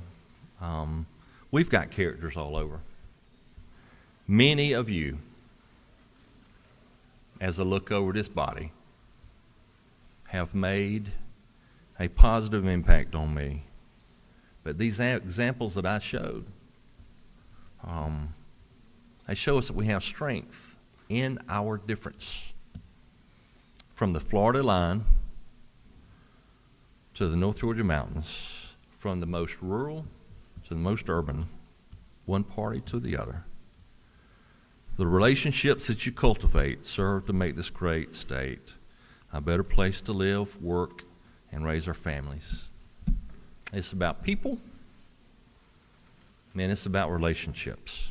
That's what I'll miss. I'm pretty sure I've not agreed with everybody and on everything with each of the representatives that I've mentioned today. But in establishing friendships, we can agree that we can disagree and work toward the common goal of making our state better. My heart is full from serving with you. Thank you for investing in me. God bless you.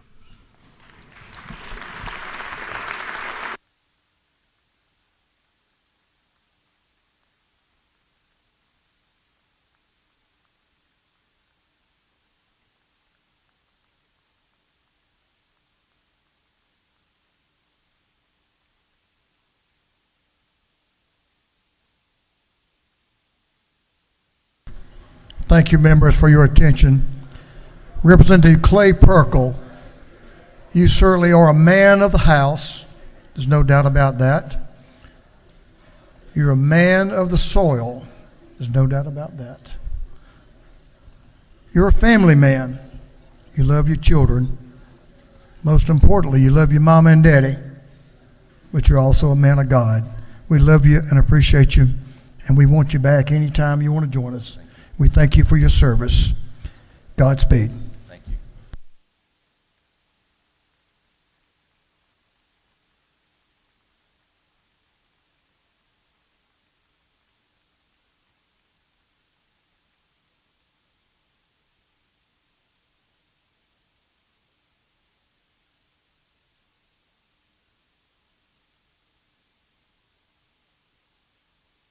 Members, we'll move on to the rules calendar.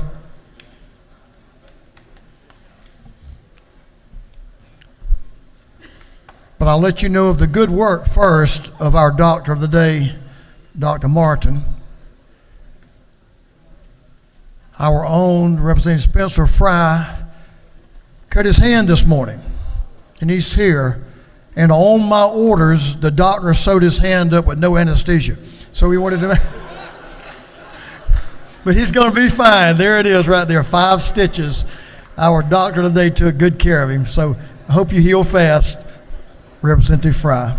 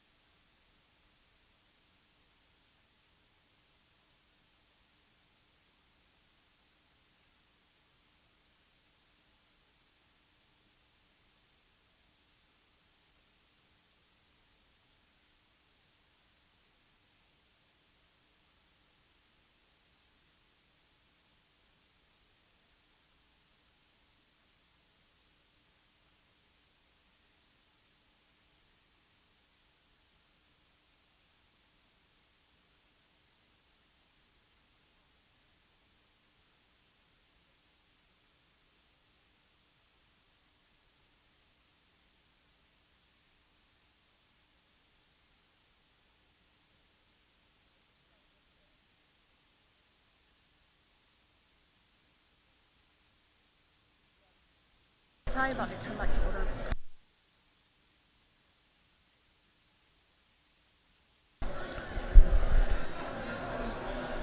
The House will come to order. We'll move on to the rules calendar. House will come to order.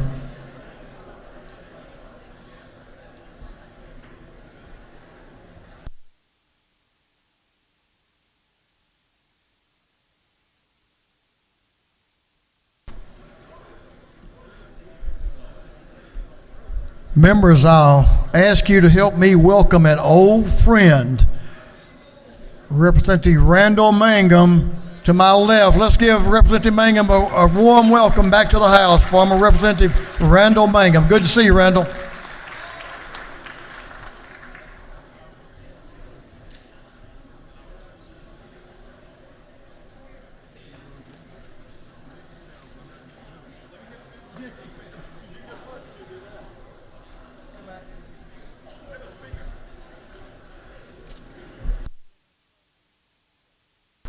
Mr. Clerk, if you read to caption the Senate Bill 50, 5-0.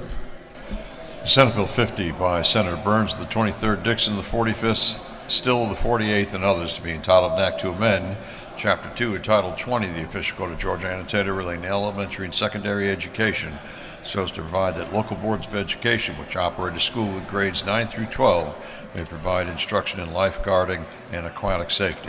This bill has been referred to the Committee on Education. That committee recommends that this bill do pass by committee substitute.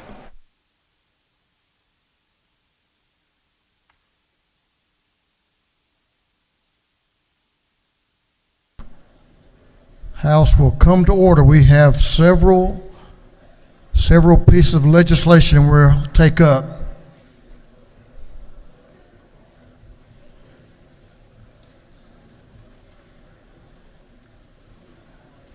Members will give your attention to the lady in the well. If you have important conversations, take those conversations to the anteroom, please.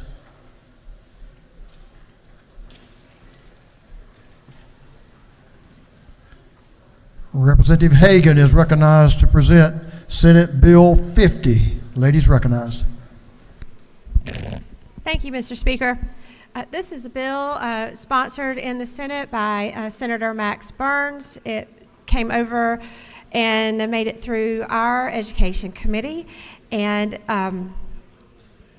the clerk summed it up very well when he read the caption. Beginning in the 2026 school year, local boards of education may offer curriculum in lifeguarding and aquatic safety. This is not a mandate for local boards of education to provide this curriculum to their students, and there certainly would be no requirement for a student to take this course. It would be a half-hour credit as an elective if the local school board decided to offer it. The only agency that is required to do anything here is our State Board of Education. They would be required to adopt content standards for this curriculum by January 1st of 2026, and then beginning the following school year, it could be offered should a local school board choose to do so. Mr. Speaker, that's the bill, and I'll be happy to answer any questions if there are any. The lady has no questions. Thank you. I yield the well. She's yielded the well. Favorable consideration. And ask for favorable consideration. I'm sorry I interrupted you. Is there an objection to the previous question being ordered? Chair hears none. The previous question is ordered. Is there an objection to adopting the committee's substitute? Chair hears none. The committee's substitute is adopted. Is there any objection to agreeing to the report of the committee which was favorable to the passage of the bill? Chair hears none. The report of the committee is agreed to. Shall this bill now pass? All in favor of the passage of the bill will vote yes. All those opposed will vote no. And the clerk will unlock the machine.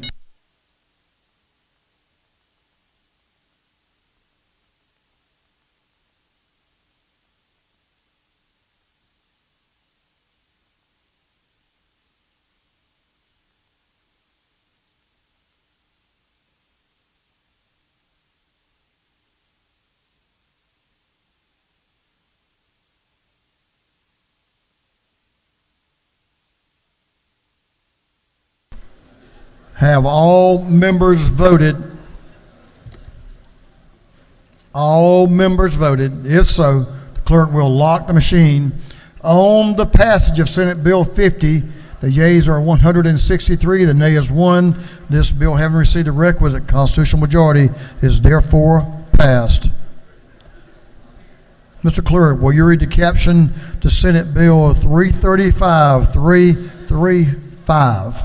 Senate Bill 335 by Senator Albers, the 56th, that Robertson of the 29th, Kirkpatrick of the 32nd, and others, to be entitled an act to amend Code Section 16:622 of the Official Code of Georgia annotated relating to incest, so as to expressly include relationship by adoption. This bill having referred to the Committee on Judiciary and Non-Civil, that committee recommends that this bill do pass. Chair Lady Ballinger is recognized to present the bill. Thank you, Mr. Speaker. This bill simply allows for adoption to be included in the definition of incest. I'll be happy to stand for any questions. Lady has a question. Representative Silcox, to your right, straight in the back. Does the gentlelady yield? Yes, she does. Chairman Ballinger, is it not true that in Oxford, Georgia, there was a couple that was arrested just last year for sexually abusing their adopted boys? That is correct. Thank you. And this will allow for better prosecution of those sorts of offenses. Thank you for bringing the bill. Thank you. To your left, Representative Tyler Paul Smith has a question. Lady yields. Does the gentlelady yield for a question? Yes, I do. Chairman Ballinger, is it not true that the current definition of incest in Georgia only covers relationship by blood and not that of or marriage, but not by adoption? That is correct, and this bill seeks to address that. Okay, thank you. Lady has no further questions. Thank you, Mr. Speaker. I urge your favorable consideration of this legislation. The lady has yielded the well. Is there any objection to the previous question being ordered? The chair hears none. The previous question is ordered. Is there any objection to agreeing to the report of the committee, which was favorable to the passage of the bill? The chair hears none. The report of the committee is agreed to. Shall this bill now pass? All in favor of the passage of the bill will vote green. Those opposed will vote no, and the clerk will unlock the machine.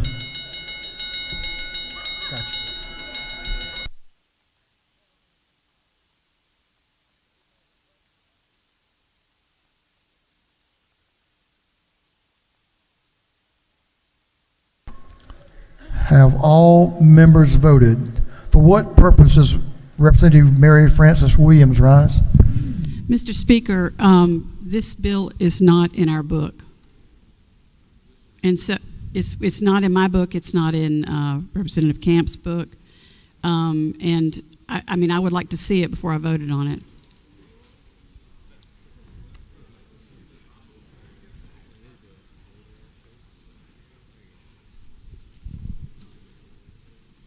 The chair lady will come over and speak to the representatives. We will pause just for a minute.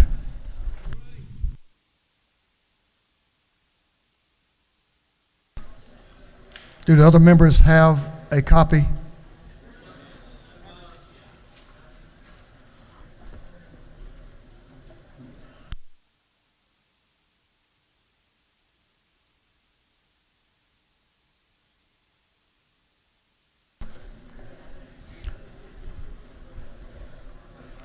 Thank you for pointing that out. We always want you to have a copy of the bill. Have all members voted? If so, the clerk will lock the machine. On the passage of Senate Bill 335, the yeas are 164, the nays are 0. This bill, having received the requisite constitutional majority, is therefore passed. Mr. Clerk, will you read the caption to Senate Bill 348? 348. Senate Bill 348 by Senator Williams of the 25th, Watson of the 1st, Kirkpatrick of the 32nd, and others, being titled an act to amend Code Section 45:1624 of the Official Code of Georgia annotated relating notification of suspicious or unusual deaths, court-ordered medical examiner's inquiries, and written report of inquiry, so as to revise the period for which an individual had not been seen by a physician prior to death to be considered an unattended death. This bill having referred to the Committee on Health, that committee recommends that this bill do pass. Chairman Corbett is recognized to present Senate Bill 348. Thank you, Mr. Speaker. Members of the House, I bring before you today Senate Bill 348. All that we're doing is changing the time from 180 days to 60 days for a person that passes away to be deemed to have died unattended by a physician if the individual had not been seen by his or her physician within 60 days of their death. Then the medical examiner from their county would need to sign the death certificate. We're just changing who's able to sign that death certificate. And the example that Rick Williams used, he had a physical last June, perfect bill of health. November, he had a massive heart attack. He was still in that 180-day window, and it been up to the physician would want to sign the death certificate under the old way. This puts it within 60 days. It also, then if someone in a long-term care facility, it makes that time frame 90 days. If they've not seen a physician in 90 days, the medical examiner's wanting to sign the death certificate. And that's all we're doing. The coroner's responsibility does not change, and the Composite Medical Board is aware and approves this change. So, Mr. Speaker, if there are no questions, I would ask for everyone's favorable consideration. Gentleman has a question, if he'll yield. I'll yield. Chairman Collins, down the center aisle, is recognized for a question. Does my friend in the well yield? To my friend, I do. Is it not true that this bill is going to help a lot of families in a difficult time obtain a death certificate in a more timely manner by passing this piece of legislation? It absolutely will. Thank you for the question. Thank you for bringing this. I yield well, Mr. Speaker. Gentleman has no further questions. He's yielded the well. Is there any objection to the previous question being ordered? Chair hears none. The previous question is ordered. Is there any objection to agreeing to the report of the committee, which was favorable to the passage of the bill? The chair hears none. The report of the committee is agreed to. Shall this bill now pass? All in favor of the passage of the bill will vote yes. All those opposed will vote no. And Mr. Clerk, will you unlock the machine?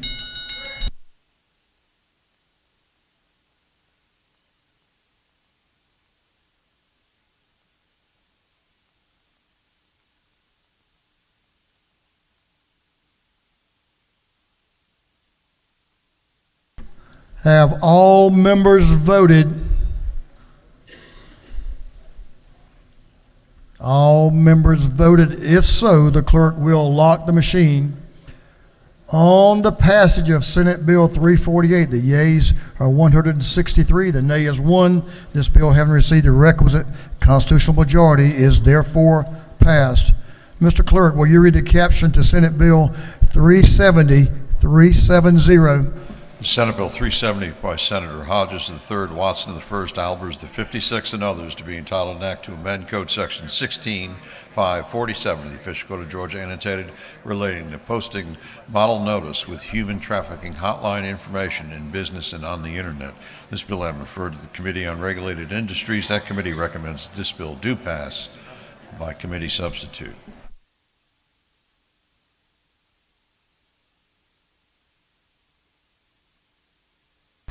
Representative Sue Hong is recognized to present Senate Bill 370. Representative Hong.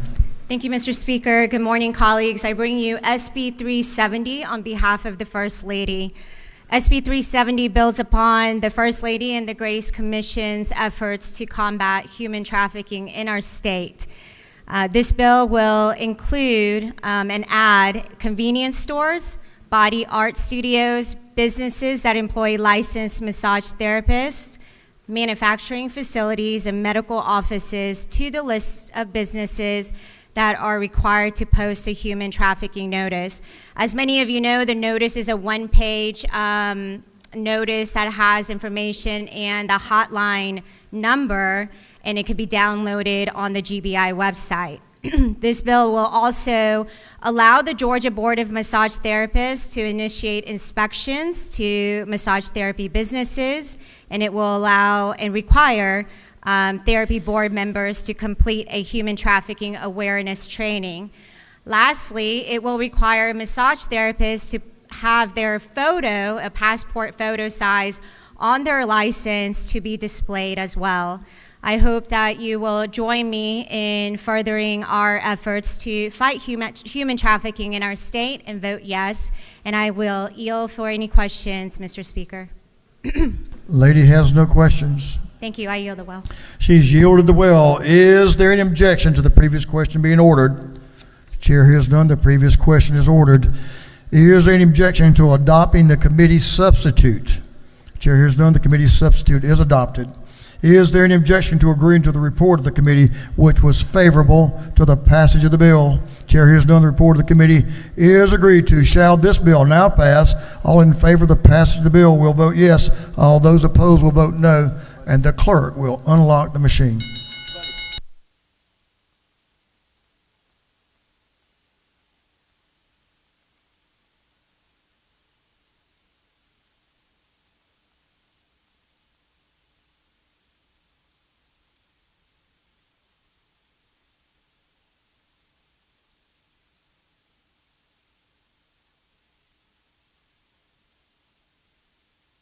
Have all members voted? All members voted. If so, the clerk will lock the machine. On the passage of Senate Bill 370, the yeas are 164, the nay is 1. This bill, having received the requisite constitutional majority, is therefore passed. Mr. Clerk, will you read the caption to Senate Bill 436? 436. Senate Bill 436 by Senator Watson of the 11th, Goodman of the 8th, Anderson of the 24th, and others to be entitled an act to amend Part 1B of Article 13 to Chapter 6 and Title 40 of the Official Code of Georgia annotated relating to operation of farm-use vehicles so as to define a term. This bill having referred to the Committee on Motor Vehicles, that committee recommends that this bill do pass by committee substitute. Representative Chaz Cannon is recognized to present the bill. Representative Cannon.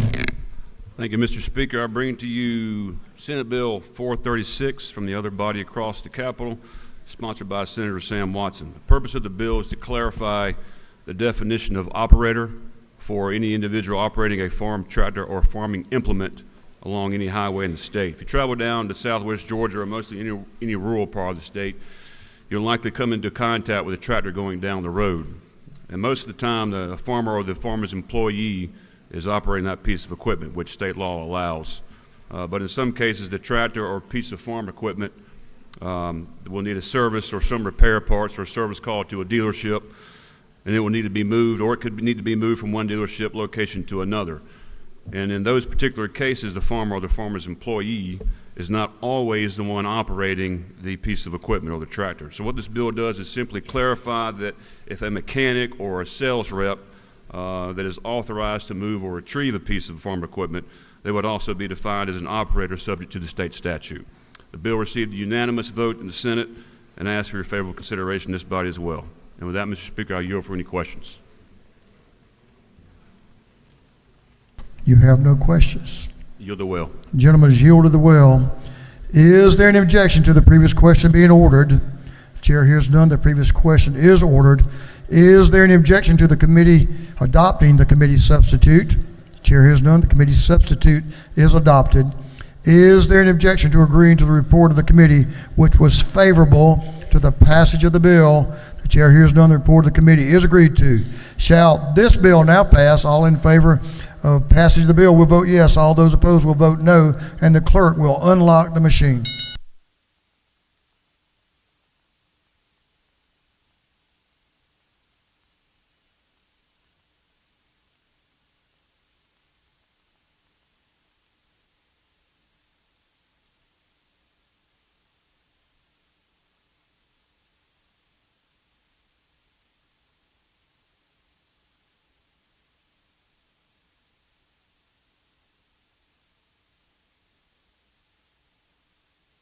Have all members voted? All members voted. If so, the clerk will lock the machine.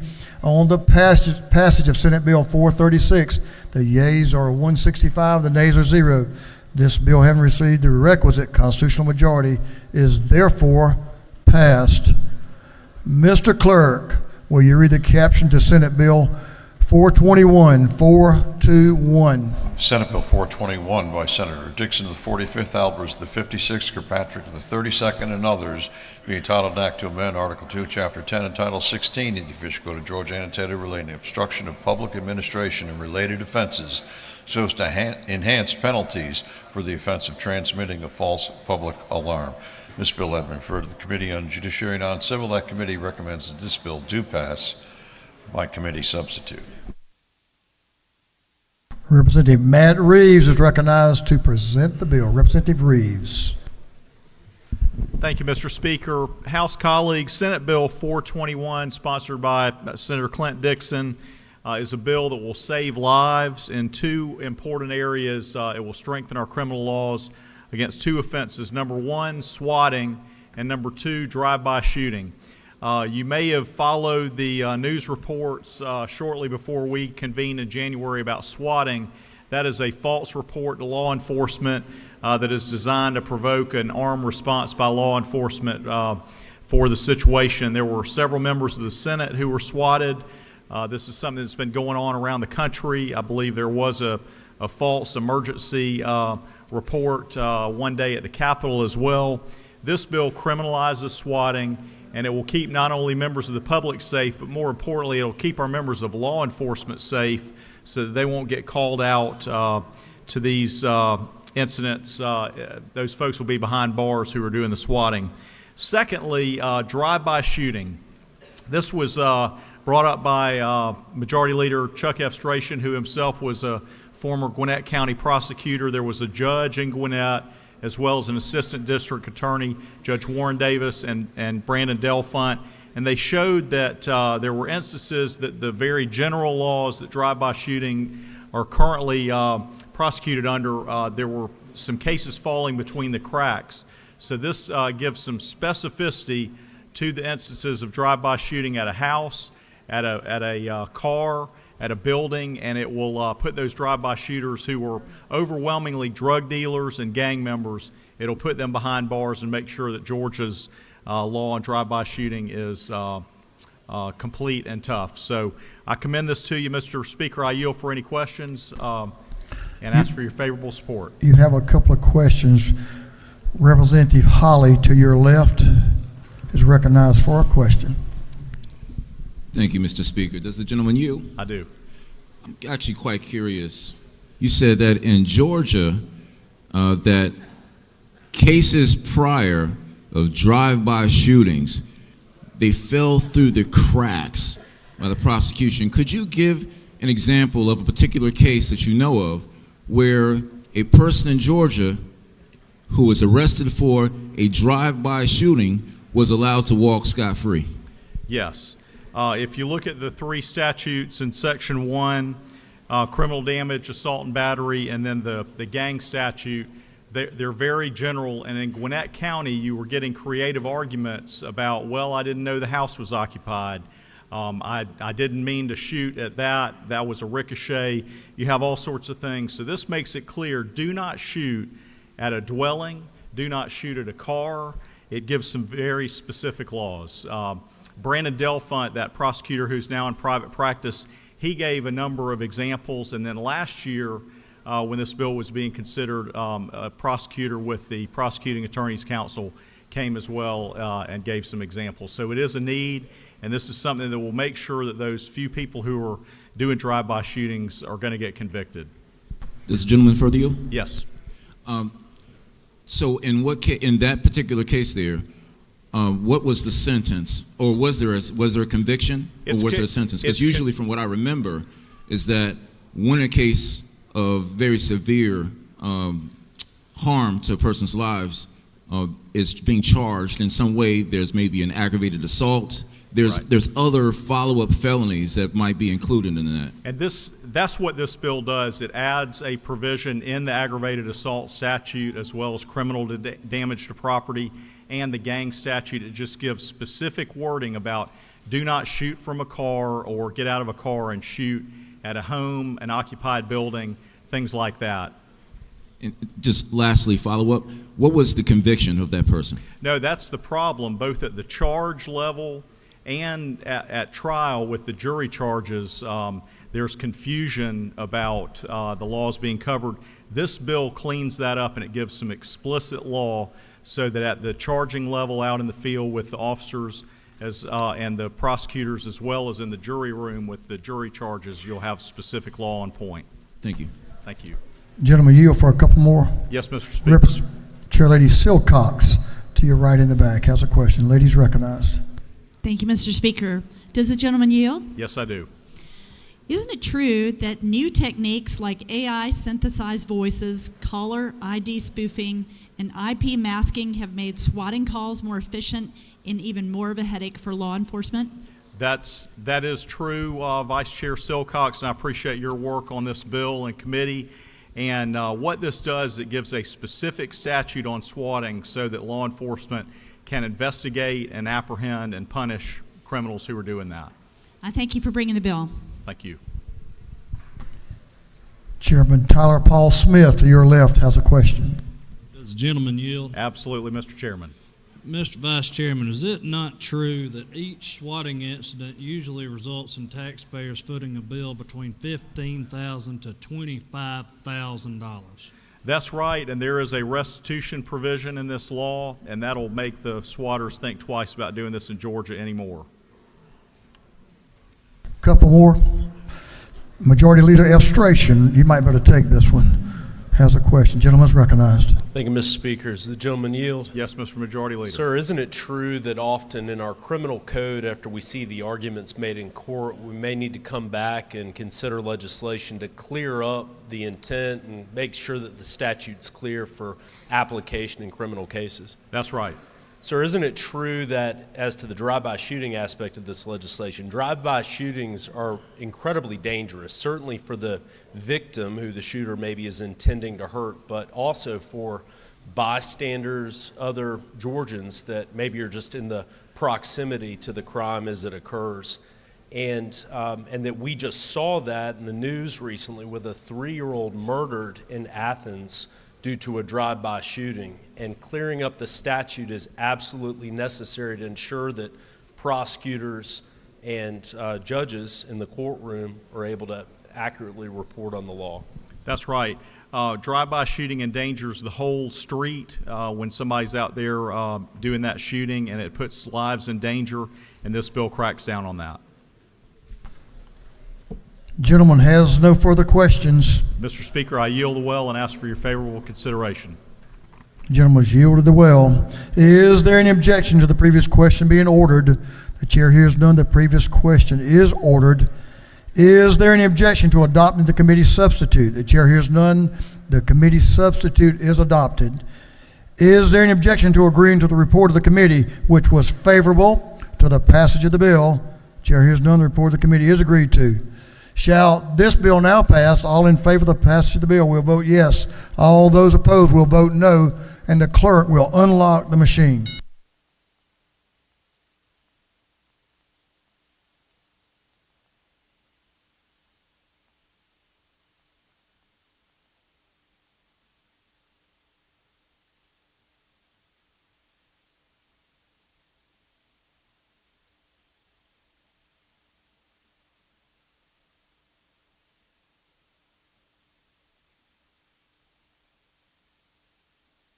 Have all members voted?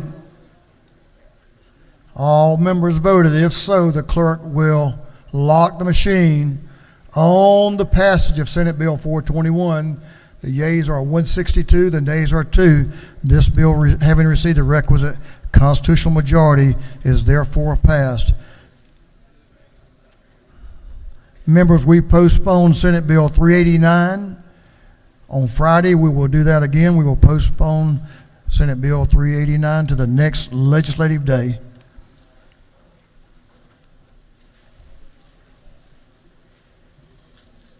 For what purpose does Representative Bonner rise? To make a motion. State your motion.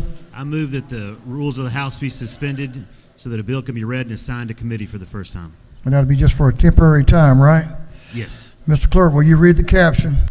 Unnumbered House resolution by Representative Bonner, the 73rd and others, creating a House study committee on assistance programs for veterans applying for military benefits.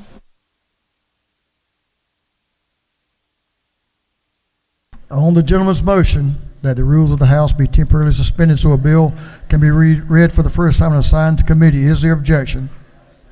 Defense and Veterans Affairs.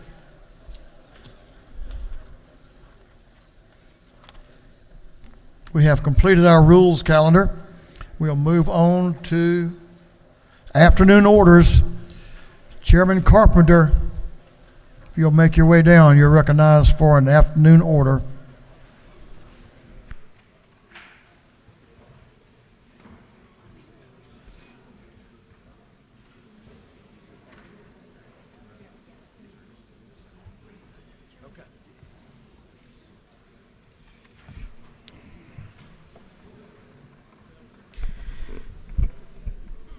House family, we come here today with heartache as our community lost a special person this weekend. Allison Crossan departed this earth, a 20-year employee of North Georgia EMC. Allison leaves behind a husband and 2 children, Sam, a senior, and Abby, a recent graduate of KSU. A double yellow jacket, Allison lived a life that loved others and loved her family.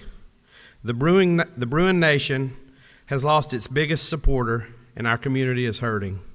Please join us for a moment of silence in her memory. Thank you, Speaker. Thank you, Mr. Chairman and members. Representative Andenia, I got it that time. I know you. Representative Andenia is recognized for an afternoon order. Thank you, Mr. Speaker. Colleagues, we have visitors coming to the House this Wednesday, the Georgia Grayson High School Orchestra. They'll be performing across the street at the Central Presbyterian Church in the morning. So please come out and support them. And I also want to mention, Mr. Speaker, that this last Saturday, both the boys and girls basketball team won their state championship for Grayson High School. Let's give them a big round of applause for that. Thank you, Mr. Speaker. Congratulations. That was a great tournament they had this past weekend. Chairman Dickey is recognized for an afternoon order. Chairman Dickey.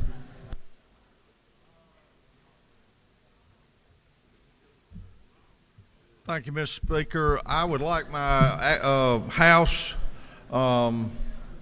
Livestock Show Team to come up here.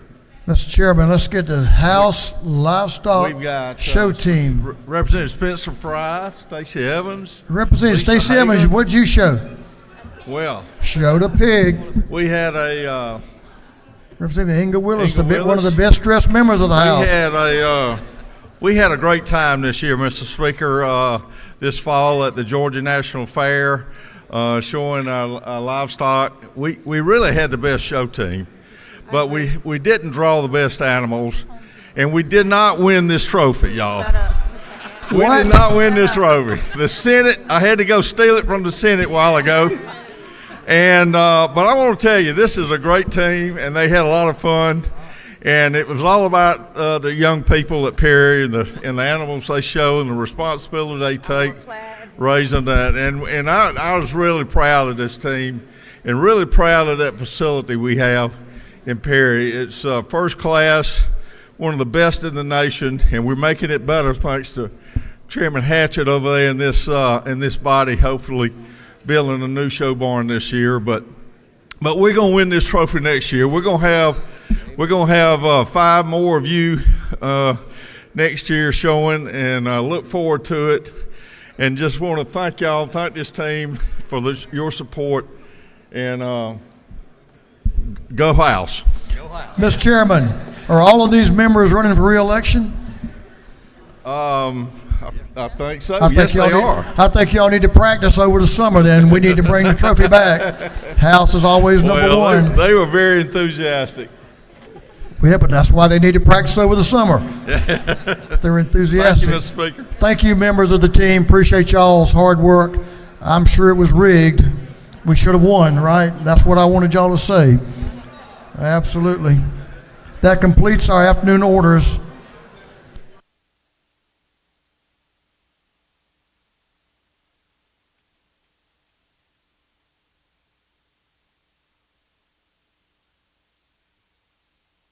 Members, if you'll give the clerk your attention, Mr. Clerk, will you read the caption to a group of privileged resolutions? Recognizing and commending the Lawrenceville Duluth Alumni Chapter Kappa Alpha Psi Fraternity. commending Michael Wells, Carterville High School's 2024 Star Student, commending Amy Archer, Carterville High School's 2024 Star Teacher, commending the House interns for the 2024 regular session of the General Assembly, recognizing and commending the 2024 regular session temporary administrative assistants for the Georgia House of Representatives on their exemplary service, recognizing and commending Terry Hollifield for his 53 years of outstanding service as Executive Director of the Georgia Crop Improvement Association, commending Candace Nicole Jester, the Region 3 Magnet School 2024 Principal of the Year, congratulating and commending Aceli Zenal Ortega for receiving the 2024 Yellow Rose Nikki T. Randall Service Leader Award, congratulating and commending Christina D. La Cruz for receiving the 2024 Yellow Rose Nikki T. Randall Service Leader Award, recognizing and commending Dr. Roxbert Phillips Reed, recognizing and commending the Dunwoody High School's Youth City Council for advocacy work and interest in civil engagement, and celebrating the birth of Heidi Charlotte Bentley. And for other purposes, that completes the reading of the privileged resolutions.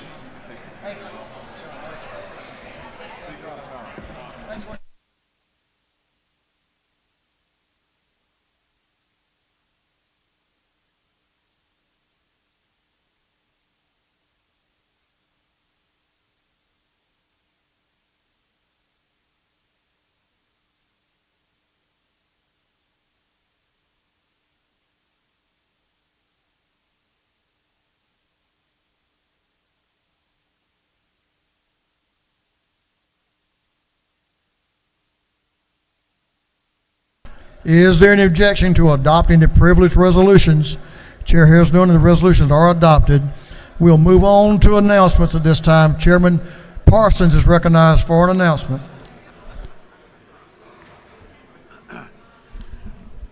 Thank you, Speaker.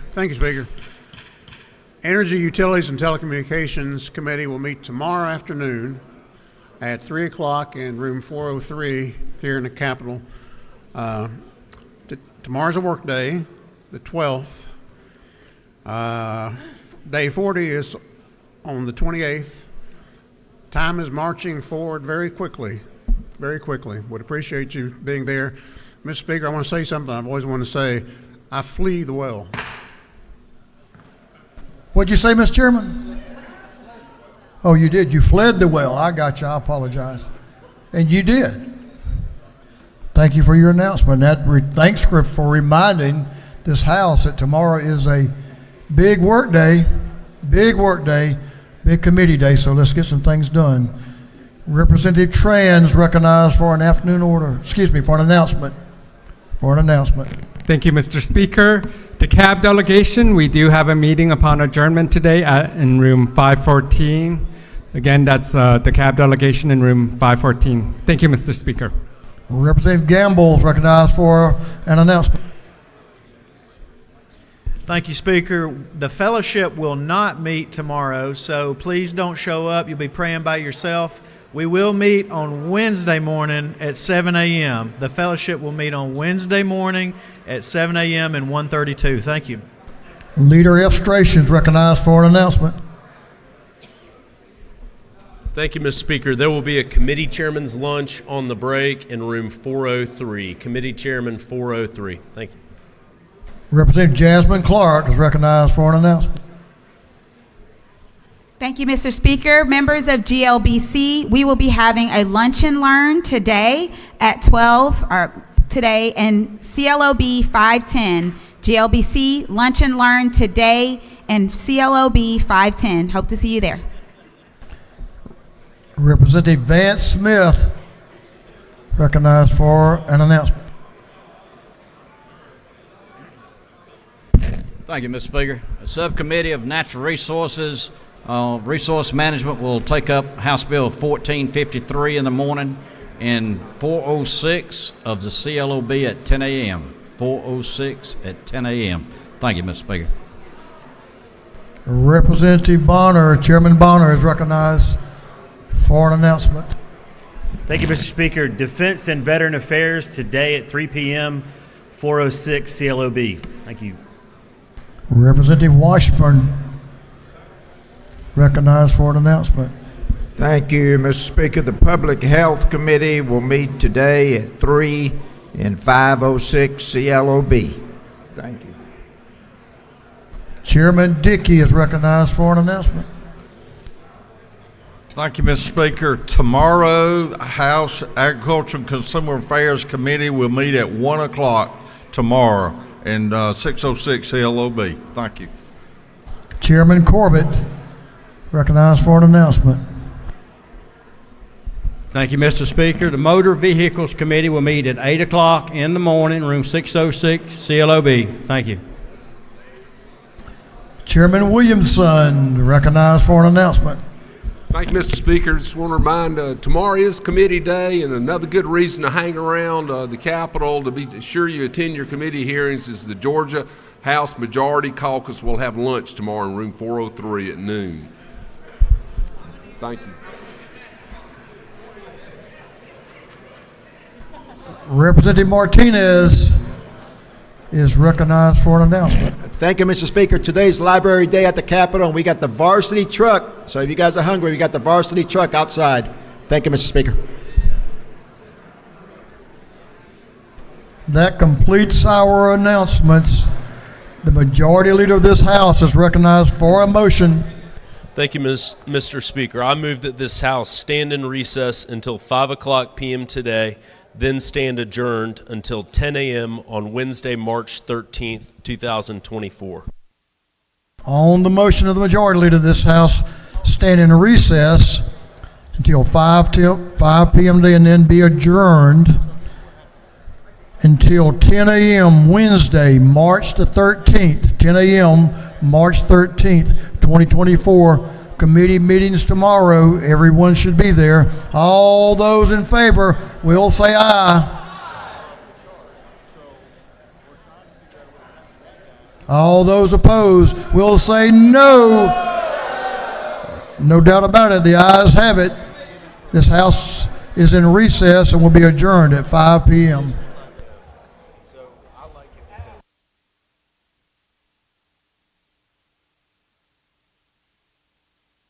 Members, if you have a page, you need to come down front. We're going to take page photos.